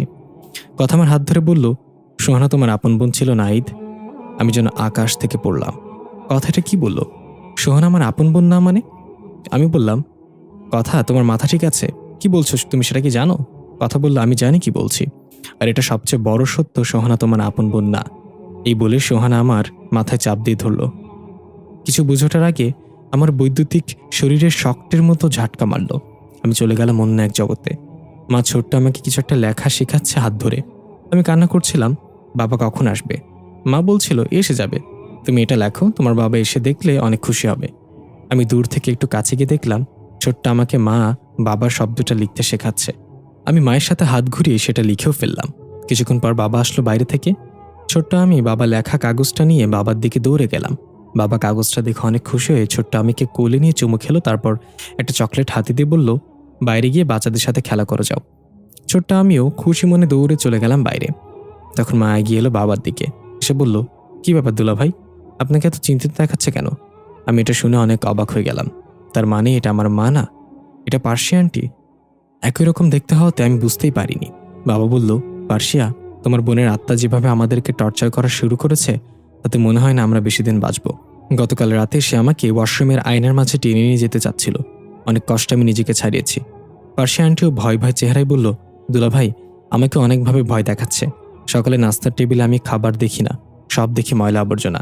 রান্নার সময় গরম হাঁড়ি পাতিল চুলা থেকে আমার দিকে ছুঁড়ে মারে অদৃশ্য কেউ। আমি বুঝতে পারি এটা আমার বোনের আত্মা। আমি তো ওর সাথে অন্যায় করেছি, তাই আমাদের ছাড়বে না। বাবা বলল, কথা ভালো আছে তো? ওর খোঁজ নিয়েছ? পার্সিয়া আন্টি বলল, হ্যাঁ, কথা ঠিক আছে। আমার স্বামীর খুব কাছের একজন বুজুর্গ জিনিসে, তার কাছে কথা সবচেয়ে নিরাপদ। সে কথাকে রক্ষা করবে যে কোনো মূল্যে। বাবা বলল, তাহলে কথাকে নিয়ে আমরা নিশ্চিন্ত। এখন তোমার বোনের আত্মা থেকে কিভাবে মুক্তি পেতে পারি? আমরা তো এটা ইচ্ছে করে করিনি, এটা একটা দুর্ঘটনা ছিল। তখনই ঘরের আসবাবপত্রগুলো প্রচণ্ড রকম কাঁপতে লাগলো। দেয়ালে থাকা ছবির ফ্রেমগুলো ফ্লোরে পড়েই ভেঙে চুরমার হয়ে গেল। পার্সিয়া আন্টি সিলিংয়ে থাকা ফ্যানের নিচে দাঁড়িয়েছিল। উপর থেকে ফ্যানটা ধপাস করে ছিঁড়ে পার্সিয়া আন্টির মাথায় পড়তে নিলে বাবা দৌড়ে গিয়ে আন্টিকে নিয়ে দূরে পড়ে গেল। তারপর চিৎকার করে বলল, বন্ধ করো এসব, আমরা তোমার মৃত্যুর জন্য দায়ী না। ওটা একটা অনাকাঙ্ক্ষিত ঘটনা ছিল। আমরা নিজেরা অনেক কষ্ট পেয়েছি তোমার মৃত্যুতে। এতে করে অদৃশ্য কেউ একজন গড়গড় করে শব্দ করে বলল, আমি কাউকে ছাড়ব না। যারা আমার সন্তান থেকে আমাকে আলাদা করেছে তাদেরকে আমি মেরে ফেলব। বাবার পার্সিয়া আন্টি ভয় কোনো রকমে দৌড়ে বাসা থেকে বের হয়ে গেল। আমি এখনও সেখানে দাঁড়িয়ে সব দেখে যাচ্ছিলাম। আমার মা মৃত্যুর পর তার প্রতিশোধ নিতে ফিরে এসেছে। যদিও আমার কথা কেউ শুনবে না, তবুও কান্নাজড়িত কণ্ঠে ডাক দিলাম, মা। পেছন থেকে আমার কাঁধে কারো ঠান্ডা হাত অনুভব করলাম। আমি চমকে গিয়ে পেছনে তাকিয়ে দেখলাম মা একটা সাদা আলোর মতো অবয়বে সেখানে দাঁড়িয়ে আছে। আমি মাকে দেখে আবেগে আপ্লুত হয়ে জিজ্ঞাসা করলাম, মা, তুমি আমাকে দেখতে পাচ্ছ? মা আমার গালে হাত দিয়ে হাসি মুখে বলল, হ্যাঁ, দেখতে পাচ্ছি। আমার সেই ছোট্ট আইদ এখন কত বড় হয়ে গেছে। আমি কাঁদতে কাঁদতে মাকে জড়িয়ে ধরে বললাম, আমাকে ক্ষমা করে দাও মা। আমি সারা জীবন তোমাকে ভুল বুঝে এসেছি, কখনো সত্যিটা জানার চেষ্টাও করিনি। আমি তোমাকে সারা জীবন ঘৃণা করে স্মরণ করেছি। আমি বুঝতে পারিনি, জানতেও পারিনি। মা আমাকে শান্ত করে বলল, আমি জানি তুমি কিভাবে জীবনের এই পর্যন্ত পার করে এসেছো। আমাকে ক্ষমা করে দিও বাবা, আমি তোমার সাথে থাকতে পারিনি। ওরা আমাকে সবকিছু থেকে বঞ্চিত করেছে, তাই আমি ওদেরকে মারার জন্যই ফিরে এসেছি। আমি খুব শান্ত গলায় বললাম, মা, তুমি ফিরে যাও। তুমি যদি আজকে ওদেরকে মেরে ফেলো তাহলে ভবিষ্যতে অনেক বড় একটা পরিবর্তন এসে যাবে। সোহানা কিভাবে এলো সেটা আমি কখনো জানতে পারবো না।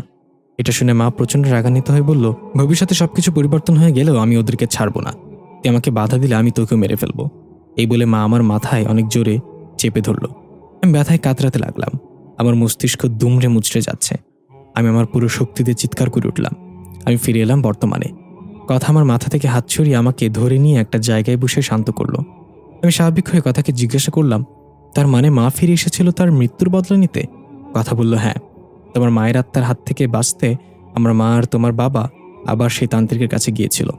কিন্তু তান্ত্রিক তাদেরকে এমন একটা সমাধান দেয় যা শুনে তারা দুইজনে অপ্রস্তুত হয়ে গিয়েছিল। আমি কৌতূহল নিয়ে বললাম, কি সমাধান দিয়েছিল তান্ত্রিক? কথা বলল, তান্ত্রিক বলেছিল তোমার মায়ের আত্মা থেকে মুক্তি পাওয়ার একটাই পথ খোলা আছে, সেটা হলো শারীরিক মিলন। মানে তোমার বাবা আর আমার মায়ের শারীরিক মিলন হলেই ওই আত্মা তার উদ্দেশ্য ভুলে তার জগতে ফিরে যাবে। আমি অবাক হয়ে বললাম, কি বলছো এসব? এটা কেমন সমাধান ছিল? বাবা নিশ্চয় এটা করতে রাজি হয়নি। কথা বলল, শুধু তোমার বাবা না, আমার মাও এটা করতে রাজি হয়নি। তারা তান্ত্রিকের ওপর রাগ করে সেখান থেকে চলে আসে। পথে তারা দুজন একে অপরের দিকে তাকাতে পারছিল না লজ্জায়। তারপর বাড়িতে এসে সেদিন রাতে ঘটল এক ভয়ঙ্কর ঘটনা। তোমার মায়ের আত্মা সবচেয়ে ভয়ঙ্কর রূপে আক্রমণ করে তাদের দুজনের ওপর। তোমার বাবা ছোট্ট তোমাকে নিয়ে রাতে ঘুমিয়েছিল আর আমার মা ছিল অন্য রুমে। হঠাৎ তোমার বাবা দরজায় কেউ জোরে জোরে টোকা মারল। তোমার বাবার ঘুম ভেঙে গেল। যখনই খাট থেকে নেমে দরজা খুলতে যাবে তখন খেয়াল করলো খাট ফ্লোরে নেই, বরং হাওয়ায় ভাসছে। এতে সে প্রচুর ভয় পেয়ে গেল। তোমার বাবা চিৎকার করে বলল, আইদ, ভয় পাবে, এগুলো বন্ধ করো দয়া করে। তখনই খাট ওপর থেকে ধপাস করে নিচে পড়ে গেল। তোমার বাবা তাড়াতাড়ি ছোট্ট আইদকে কোলে নিয়ে দরজা খুলে বাইরে গিয়ে দেখলো ডাইনিং টেবিলের চেয়ারে কেউ একজন বসে আছে। তোমার বাবা ভাবলো এটা পার্সিয়া, মানে আমার মা, তাই ডাক দিল, পার্সিয়া। ওপাশ থেকে কোনো জবাব এলো না। সেদিকে গিয়ে আস্তে আস্তে তার কাঁধে হাত রাখতে যাবে, তখনই পেছন থেকে আমার মা বলল, দুলাভাই, এত রাতে বাইরে কি করছেন? ঘুমাননি? তোমার বাবা চমকে গিয়ে পেছনে তাকিয়ে দেখে পার্সিয়া দাঁড়িয়ে আছে। তাহলে সামনে কে? সাথে সাথে সামনে তাকিয়ে দেখে সেখানে কেউ নেই। হঠাৎ আমার মা, মানে পার্সিয়া, রুমের দরজার ভেতর থেকে বাড়ি দিতে লাগলো আর বলতে লাগলো, দুলাভাই, কেউ বাইরে থেকে দরজা লাগিয়ে দিয়েছে, দরজা খুলুন। তোমার বাবা আবার চমকে গিয়ে পেছনে তাকিয়ে দেখে সেখানে দাঁড়িয়ে থাকা পার্সিয়াও নেই। তোমার বাবা ভয়ে তাড়াতাড়ি তোমাকে একটা রুমে শুইয়ে রেখে বাইরে থেকে দরজা বন্ধ করে দিল, কারণ সে জানতো ওই আত্মা ছোট আইদের কোনো ক্ষতি করবে না। সে এসেছে তাদের দুজনকেই মারতে। তোমাকে শুইয়ে তোমার বাবা গেল আমার মায়ের রুমে। দরজা খুলতে আমার মা ভয়ে তোমার বাবাকে জড়িয়ে ধরে। এতে করে তোমার মায়ের আত্মা আরও বেশি রাগান্বিত হয়ে যায়। ঘরের বিভিন্ন জিনিস আপনা আপনি ছুঁড়ে আসতে লাগলো তাদের দিকে। এবার তারা দুজনেই সিদ্ধান্ত নিল তান্ত্রিকের বলা কথা মেনে নিবে। যদিও মনের মাঝে সংকোচ কাজ করছিল, কিন্তু শেষ পর্যন্ত তারা সেটা করে নেয়, যা করলে ওই আত্মা থেকে মুক্তি পাওয়া যাবে। এই পর্যন্ত বলে কথা থেমে গেল। নিচের দিকে মাথা দিয়ে কান্না করতে লাগলো। আমি স্তব্ধ হয়ে গেলাম এসব শুনে। আমার অতীতে এত কিছু ঘটে গেছে আমি নিজেও জানি না। কত সত্য এতদিন চাপা পড়েছিল। আমি কথাকে জিজ্ঞাসা করলাম, তার মানে সোহানা আমার সৎ বোন, আর সোহানা তোমার মায়ের পেটের বোন? কথা চোখের পানি মুছে বলল, হ্যাঁ, ওই ঘটনার ঠিক 9 মাস পর সোহানার জন্ম হয়, আর তুমি তখন এত কিছু বোঝো না। সোহানা তোমার বোন হয়ে বড় হতে থাকে। আমার চোখে পানি টলমল করছে। আমি চিৎকার করে বললাম, আমি এসব বিশ্বাস করি না। সোহানা আমার বোন, মানে আমার বোন। ভুলেও আর আমার সামনে এসব কথা বলবে না। কথা বলল, আইদ, আমি জানি তুমি এটা মানতে পারবে না, কিন্তু এটাই সত্যি। সোহানা যখন 5 বছর বয়স তখন আমার বাবা, মানে জিন রাজকুমার, এসব কিছু জেনে যায় কায়দাখানায় বসে। তখন সে অনেক ভেঙে পড়ে। সে আমার মাকে মেরে ফেলার প্রতিজ্ঞা করে তার সাথে বিশ্বাসঘাতকতা করার জন্য। বাবা তো আর জানতো না মা বাধ্য হয়ে এটা করেছে। বাবা কায়দাখানা থেকে একদিনের জন্য ছাড়া পায়, এই শর্তে যে সে তার মানব স্ত্রীকে মেরে ফেলবে। বাবা তো এটার জন্য প্রতিজ্ঞাবদ্ধ ছিল, তাই বাবা রাজি হয়ে যায় এই শর্তে। বাবা মুক্ত হয়ে ক্রোধে ছুটে যায় মাকে মারার জন্য। আর সেদিন মায়ের কোনো কথা না শুনে বাবা নৃশংসভাবে আমার মাকে মেরে ফেলে। তোমার বাবা বাধা দিতে গেলে সে তাকেও মেরে ফেলে। তুমি আর সোহানা বাইরে খেলা করছিলে, তাই তোমরা সেদিন বেঁচে গিয়েছো আমার বাবার হাত থেকে। আমার মাকে মেরে তার লাশ নিয়ে জিন রাজ্যে ফিরে যায়। তার লাশ বাবা, মানে জিন রাজার সামনে রেখে বলেছে, আমি আমার প্রতিজ্ঞা পূরণ করেছি রাজা। রাজা খুশি হয়ে বাবাকে মুক্তি দিতে চাইলে বাবার শর্ত রাখে চাঁদের পরিমাণে তার মেয়েকে খোঁজা বন্ধ করতে হবে রাজাকে। চাঁদের পরীকে চিরতরে মুক্তি দিতে হবে। কিন্তু রাজা এতে প্রচণ্ড ক্ষেপে যায়, কারণ রাজা কারোর কাছে প্রতিজ্ঞাবদ্ধ ছিল চাঁদের পরীকে মারার জন্য। তাই রাজা আমার বাবার শর্ত মেনে না নিয়ে বাবাকে আবার বন্দি করে দেয়। আর এদিকে তোমার কাকারা খুঁজে পায় তাদের ভাইয়ের মৃতদেহ ঘরের ভেতর। যেহেতু আমার মা, মানে তোমার কাকারা জানতো না এটা তোমার মায়ের যমজ বোন, তাই তারা তাকেও তোমার মা ভাবত। তোমার বাবার মৃতদেহ পেয়ে তারা তোমার মায়ের কোনো খোঁজ না পেয়ে অপবাদ ছড়িয়ে দিল তোমার মা তোমার বাবাকে মেরে অন্য কারোর সাথে পালিয়ে গিয়েছে। তারপরে ঘটনা তো তুমি জানোই। আমি চুপচাপ দাঁড়িয়ে শুনছিলাম এগুলো। নিজের কানকেও বিশ্বাস হচ্ছিল না। আমি রাগান্বিত স্বরে জিজ্ঞাসা করলাম, তুমি তো এসব হওয়ার সময় সেখানে ছিলে না, তাহলে তুমি এত কিছু জানো কিভাবে? কথা একটু হেসে বলল, আইদ, আমি তোমার মতো কোনো সাধারণ মানুষ না। আমার মাঝে এমন কিছু আছে যা তোমার মাঝে নেই। আমি অতীত, বর্তমান, ভবিষ্যৎ সব জায়গায় বিচরণ করতে পারি। জিনরাজা এজন্যই আমাকে হুমকি মনে করে, আমাকে মারার জন্য উত পেতে বসে আছে। কথা বলে আপন মনে হাঁটতে হাঁটতে চলে যেতে লাগলো। আমি এখনো সেখানে ঠায় দাঁড়িয়ে আছি। এগুলো জানার পর ইচ্ছে করছে নিজেকে শেষ করে দেই। সোহানা আমার আপন বোন না হলেও আমার কলিজা। ওর জন্য আমার ভালোবাসা আগে যেমন ছিল এখনও তেমন আছে, ভবিষ্যতেও থাকবে। সোহানা এসব জানার আগে চলে গিয়েছে, ভালো হয়েছে। এসব শুনলেও নিজেকে শান্ত রাখতে পারতো না, ও পাগল হয়ে যেত। উপরওয়ালা আমাদের কাছ থেকে যখন অনেক প্রিয় কিছু কেড়ে নেয় তখন আপাত মস্তকে সেটা খারাপ মনে হলেও পরে গিয়ে বুঝতে পারি ওনার সিদ্ধান্ত কখনোই ভুল ছিল না, আর কখনো ভুল হবেও না। তাই সৃষ্টিকর্তার সিদ্ধান্তে কখনো ভুল ধরতে নেই। আমি দৌড়ে গেলাম কথার কাছে। কথার পাশাপাশি হাঁটছি, কারোর মুখে কোনো কথা নেই। নীরবতা ভেঙে আমি বললাম, এখন কি করবে? কোথায় যাচ্ছ? কথা বলল, বাবাকে ছাড়িয়ে আনতে যাচ্ছি। তুমি তোমার রাস্তায় যেতে পারো, আমি আর কখনোই তোমাকে বিরক্ত করব না।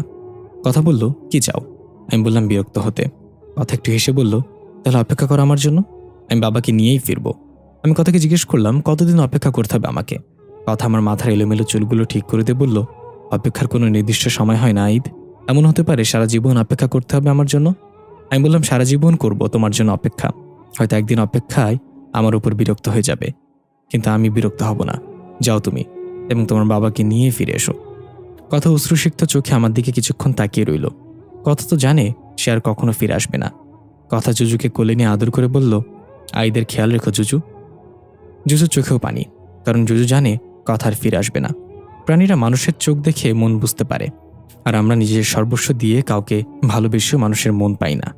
কথা বলল, আমি যেদিন ফিরে আসবো সেদিন আকাশের চাঁদটা সম্পূর্ণ লাল রং ধারণ করবে, পাখিরা গান গাইবে, দূর আকাশ থেকে তারা খসে পড়বে, হঠাৎ কোনো সংকেত ছাড়াই বৃষ্টি শুরু হয়ে যাবে।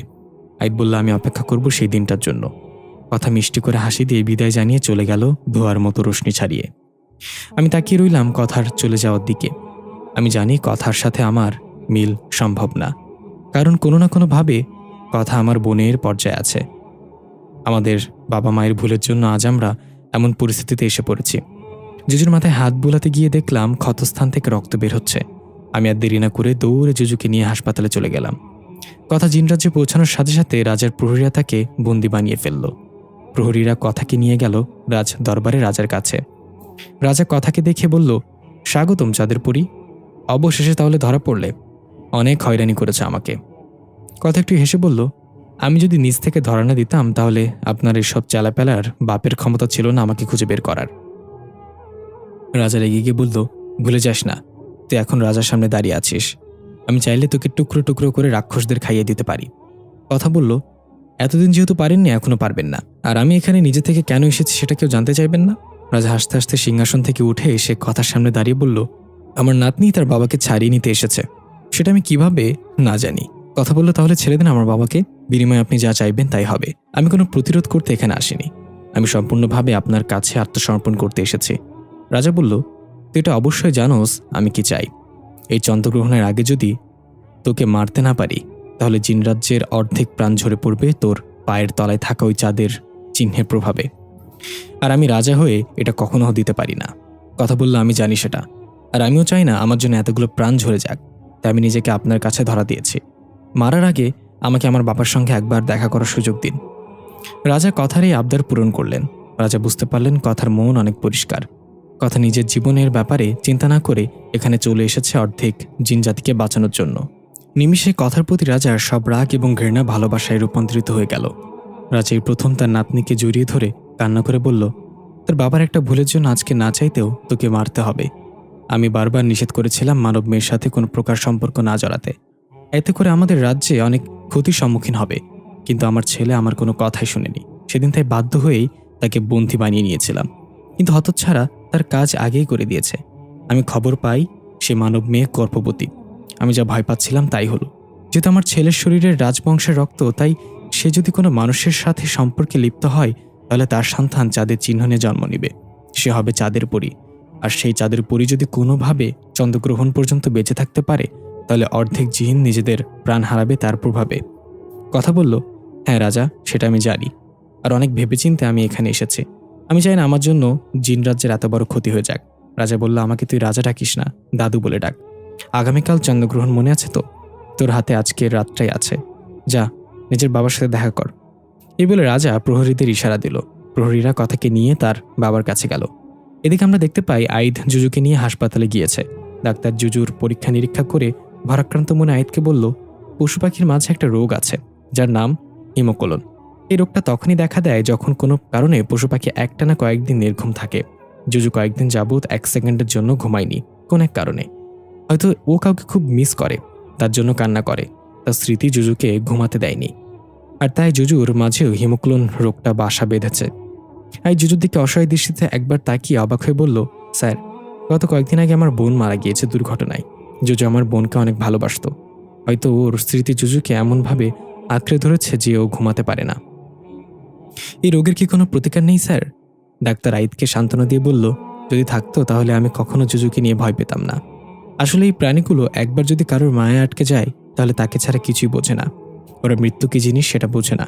কষ্ট হলেও বলতে হচ্ছে, জুজুর হাতে আর বেশি সময় নেই, ওকে নিয়ে যাও। আইদ পাগলের মতো বলতে লাগলো, না স্যার, আপনি এটা বলতে পারেন না। আমার বোনটা আমাকে ছেড়ে চলে গেছে। এখন জুজু যদি আমাকে ছেড়ে চলে যায় তাহলে আমি সহ্য করতে পারবো না। স্যার, আপনি যা চান আমি তাই দেব, তবু জুজুকে ভালো করে দিন। আমি আপনার কাছে হাত জোর করে অনুরোধ করছি। ডাক্তার বলল, সরি স্যার, আমার কাছে কোনো উপায় থাকলে আমি কখনো জুজুকে এভাবে হারাতে দিতাম না। আমি নিজেও একজন পশুপ্রেমিক, আমারও কষ্ট হচ্ছে জুজুর জন্য। আইদ চোখের পানি নিয়ে জুজুকে কোলে নিয়ে হাসপাতাল থেকে বেরিয়ে এলো। আইদ এটা মানতে পারছে না জুজুও তাকে ছেড়ে চলে যাবে। জুজুর দিকে তাকিয়ে দেখলো ওর চোখেও পানি। হয়তো জুজু বুঝে গেছে ওর হাতে আর বেশি সময় নেই। আইদের চোখ ভাসতে লাগলো জুজু আর সোহানার কাটারো মুহূর্তগুলো। জুজু সোহানার কতটা আপন ছিল সেই দৃশ্যটাও ভাসতে লাগলো। সেদিন সোহানার জন্য আইসক্রিম এনেছিল, কিন্তু সেটা গলে যাওয়ার পর জুজু সেই প্যাকেটে মুখ ঢুকিয়ে আর বের করতে পারছিল না। আইদ দোকানে গিয়ে একটা আইসক্রিম কিনে জুজুকে নিয়ে পার্কের বেঞ্চে বসে সেটা জুজুর সামনে দিয়ে বলল, জুজু, তোর না আইসক্রিম অনেক পছন্দ? দেখ, আমি তোর জন্য আইসক্রিম এনেছি, খেয়ে দেখ তো লবণ হয়েছে কিনা। জুজু আইসক্রিমটা শুকে একবার আইদের দিকে তাকিয়ে ভাঙা গলায় ম্যাও করলো। আইদ একটু হেসে বলল, আজকেও তুই আমাকে ছাড়া খাবি না, তাই না? তোরা কেন এত বিশ্বাসী হোস জুজু? কেন এত মায়া সৃষ্টি করে হারিয়ে যাস? একটু থেকে গেলে কি এমন হয়? আমি কি এতই খারাপ যে তোরা সবাই এক এক করে আমাকে ছেড়ে চলে যাচ্ছিস? তোকে একটা সত্যি কথা বলি আজকে, যদিও তুই আমার কথা বুঝবি না, তবুও বলি তোকে। আমি আর সোহানা যেদিন ছোটবেলা এতিমখানা থেকে পালিয়ে আসছিলাম, সেদিন তুই আর তোর 2 ভাই আর মায়ের সাথে ঘুমিয়েছিলি। সোহানা তোকে দেখেই বলল, এটা ওর লাগবে। আমি তো আমার বোনের আবদার কখনো ফেলতে পারি না, তাই আমি তোকে তোর মা এবং ভাইদের কাছ থেকে চুরি করে নিয়ে আসি। আমি তোকে ছোটবেলায় তোর মায়ের আদর থেকে বঞ্চিত করেছি, তোর ভাইদের কাছ থেকে দূরে সরিয়ে দিয়েছি।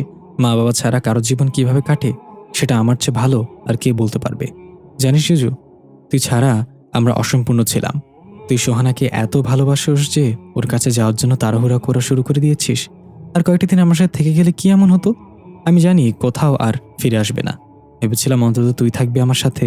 জুজু, আমি তোকে আঘাত করেছিলাম, তাই না? জানিস, তোকে আঘাত করে আমি বেশি ব্যথা পেয়েছি। তোর ক্ষত দেখলে আমার মনে রক্তক্ষরণ শুরু হয়। প্লিজ জুজু, আর কয়েকটা দিন আমার সাথে থেকে যা। সোহানাকে হারানোর ব্যথা এখনো ভুলতে পারিনি আমি। তুই চলে গেলে আমি পাগল হয়ে যাব জুজু। এই জুজু, কিছু তো বল। জুজু নিজের হাত পা ছেড়ে দিল ধীরে ধীরে। জুজুর অশ্রু ভেজা চোখ দুটো আস্তে আস্তে বন্ধ হয়ে গেল। আজ অনেকদিন পর জুজু ঘুমিয়ে গেল, তবে এই ঘুম আর কখনো ভাঙবে না। আই জুজুকে জড়িয়ে ধরে চিৎকার করে কান্না করতে লাগলো। এই পৃথিবীতে আর কেউ রইল না আইদের জন্য। আইদার সম্পূর্ণ একা। তখনই ঝুম বৃষ্টি শুরু হয়ে গেল। আইদের চোখের পানি বৃষ্টিতে ধুয়ে যাচ্ছে। আইদ কাঁদতে কাঁদতে উপরের দিকে তাকিয়ে বিড়বিড় করে বলল, সৃষ্টিকর্তা, তুমি আমার উপর এত খুশি যে আমার কাছ থেকে সবাইকে দূরে সরিয়ে দিচ্ছ। তোমার উপর আমার কোনো অভিযোগ নেই, শুধু পরপারে আমার প্রিয় জিনিসগুলো আমাকে ফিরিয়ে দিও। এদিকে কথা তার বাবার সাথে দেখা করছে। বাবাকে নিজের চোখে জীবনের প্রথমবার দেখে কথা নিজেকে সামনে রাখতে পারল না। বুক ভরা এক আর্তনাতে বাবাকে জড়িয়ে ধরে কান্নায় ভেঙে পড়ল। কথার বাবাও নিজের মেয়েকে সামনে দেখে খুশিতে আত্মহারা হয়ে গেল। কথার বাবা বলতে লাগলো, মা, তুমি এখানে কেন এসেছো? ওরা তোমাকে মেরে ফেলবে, চলে যাও এখান থেকে। কথা কাঁদো কাঁদো গলায় বলল, তোমাকে জড়িয়ে ধরার আমার এক আকাশ সমান ইচ্ছা ছিল বাবা, আর সেটা পূরণ হয়েছে। এখন আমি মরে গেলেও কোনো দুঃখ থাকবে না। কথার বাবা বলল, আমি জানি, আমার ভুলের জন্য আজ তোমাকে মরতে হবে। তুমি আমাকে ক্ষমা করে দিও। কথা বলল, না বাবা, তোমার প্রতি আমার কোনো রাগ নেই। তুমি নিজের মুক্তি চাওনি, তার বদলে আমার নিরাপত্তা চেয়েছো রাজার থেকে। তুমি আমার সবচেয়ে ভালো বাবা, কিন্তু তুমি ভুল বুঝে মাকে মেরে ফেলেছ। কথার বাবা একটু অভিমানের স্বরে বলল, তোমার মা আমার সাথে বেইমানি করেছিল, তাকে মেরে আমি কোনো ভুল করিনি। কথা এক এক করে সেদিনের ঘটে যাওয়া ঘটনা বলল সব তাকে। সবকিছু শুনে কথার বাবা কান্নায় ভেঙে পড়ল। এতদিন সে তার স্ত্রীকে ভুল ভেবে এসেছে, এমনকি তার কোনো কথা না শুনেই তাকে মেরে ফেলেছে। কথার বাবা কষ্টে নিজের কপাল চাপড়াতে লাগলো। কথা তাকে শান্ত করে জড়িয়ে ধরে বলল, বাবা, জীবনের শেষ সময়টা আমি তোমার সাথে কাটাতে পেরেছি, এতেই আমি খুশি। কথার বাবা মেয়েকে জড়িয়ে ধরে রাখলো। শেষবারের জন্য কথার কপালে চুমু খেয়ে বলল, আমাকে মাফ করে দিও মা, আমি তোমার জন্য অপেক্ষা করব। অপেক্ষার কথা শুনে কথার মনে পড়ে গেল আইদও তার জন্য অপেক্ষা করে আছে, কিন্তু চাইলেও কথার ফিরে যেতে পারবে না। এক বুক কান্নার ভালোবাসায় সিক্ত হলো বাবা মেয়ের শেষ বিদায়। প্রহরীরা এসে কথাকে নিয়ে গেল। সময় শেষ কথার। এখন কথার নিজেকে বলি দিয়ে অর্ধেক জিন জাতিকে রক্ষা করার সময় হয়ে এসেছে। রাজদরবারে সবার চোখে পানি, রাজা নিজেও কাঁদছে। কথার বাবা রাজার পাশে দাঁড়িয়ে আছে। আজ সে মুক্ত কারাগার থেকে। রাজা কথার উদ্দেশ্যে বলল, তোর এই কুরবানি গোটা জিন রাজ্য মনে রাখবে আজীবন, তুই আমাদের মাঝে অমর হয়ে থাকবি। কথা কিছু বলল না, হাসি মুখে নিজের গর্দান পেতে দিল জল্লাদের তলোয়ারের নিচে। কথার বাবা নিজের মেয়ের মৃত্যু দেখার সাহস হলো না, চোখ বন্ধ করে কান্না করতে লাগলো। রাজা তাকে সান্ত্বনা দিয়ে বলল, সেদিন আমার কথা শুনলে আজকে এই দিনটা তোর মুখোমুখি হতে হতো না তোমাকে। কথার বাবা কিছু না বলে চুপচাপ দাঁড়িয়ে রইল। আজ তার কিছুই করার নেই। অবশেষে সময় হয়ে গেল। জল্লাদ তার তলোয়ার উঁচু করে দাঁড়িয়ে আছে রাজার হুকুমের অপেক্ষায়। রাজা অনেক কষ্টে নিজের মুখ থেকে উচ্চারণ করল, এখন। জল্লাদ সাথে সাথে কথার ঘাড় থেকে মাথা আলাদা করে ফেলল।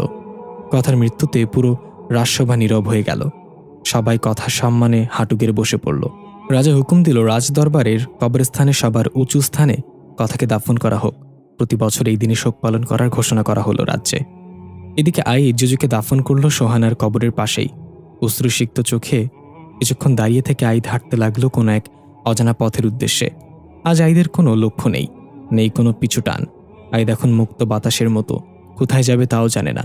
শুধু অপেক্ষা একজনের জন্য, যে প্রমিস করেছিল সে আসবে একদিন। এদিকে আমরা দেখি পেছনে কবরের পাশে সোহানা জুজুকে কোলে নিয়ে দাঁড়িয়ে আছে। আইদকে হাত নাড়িয়ে বিদায় দিচ্ছে। 10 বছর পর আজ সোহানার মৃত্যুবার্ষিকী। আইদ ফুল হাতে নিয়ে সোহানার কবরের পাশে দাঁড়িয়ে আছে। তখন রাত প্রায় 12টা বাজে। আইদ আনমনেই বলে উঠল, কেমন আছিস ভেন্ডি? আমি ভালোই আছি। তুই থাকলে আজকে দেখতে পারতি আমাদের এখন নিজস্ব একটা বাড়ি করেছি, যেখানে সব কিছু আছে, তবুও তো শূন্যতা আমাকে এক রাতও ঘুমাতে দেয় না। তোর আর জুজুর জন্য প্রতিদিন 2টা আইসক্রিম কিনে রাখি, এই আশায় যে তোরা হয়তো ফিরে আসবি, কিন্তু বারবার আমি হতাশ হই। জানিস ভেন্ডি, তোর জন্য অনেক সুন্দর একটা জামা কিনেছি, একদিন সময় করে এসে দেখে যাস। সত্যি বলতে আমি তোকে অনেক মিস করি রে। এ বলে আইদ কান্নায় ভেঙে পড়ল। হঠাৎ ঝুম বৃষ্টি শুরু হলো। আইদ আকাশের দিকে তাকিয়ে দেখলো চাঁদটা সম্পূর্ণ লাল রং ধারণ করেছে, পাখিরা গান করছে। আইদের মনে পড়ে গেল কথার শেষ কথাগুলো। কথা তো এমন কিছুই বলে গিয়েছিল। আইদ আকাশের দিকে তাকিয়ে তারা খুঁজতে লাগলো। হ্যাঁ, একটা তারা দেখা যাচ্ছে। কিছু বোঝাটার আগেই তারাটা খসে পড়ল আকাশ থেকে। আইদ পাগলের মতো চারিদিকে তাকাতে লাগলো। আইদের চোখ শুধু কথাকে খুঁজছে। আইদ দৌড়ে রাস্তায় চলে এলো। মানুষজন দৌড়ে বৃষ্টি দেখে বাঁচার চেষ্টা করছে। বাইরের দোকানপাটগুলো বন্ধ করে দোকানিরা দৌড়ে যে যার মতো ছাউনির তলায় আশ্রয় নিচ্ছে। তখনই কারোর সাথে ধাক্কা খেয়ে আমি নিচে পড়ে গেলাম। লাল নীল চুরি পরা একটা হাত আমাকে ওঠানোর জন্য হাত বাড়িয়ে দিল। আমার সবকিছু স্লো মোশনে চলতে লাগলো। আমি চোখ থেকে বৃষ্টির পানি মুছে ভালো করে তাকিয়ে দেখলাম অদ্ভুত সুন্দর পরীর মতো একটা মেয়ে। মেয়েটা আমাকে হাত ধরে টেনে তুলে বলল, সরি। আমি হাঁ করে তাকিয়ে আছি। মেয়েটার কথায় আমার ধ্যান ভাঙল। এই যে মিস্টার, আর ইউ ওকে? আমি বললাম, কথা?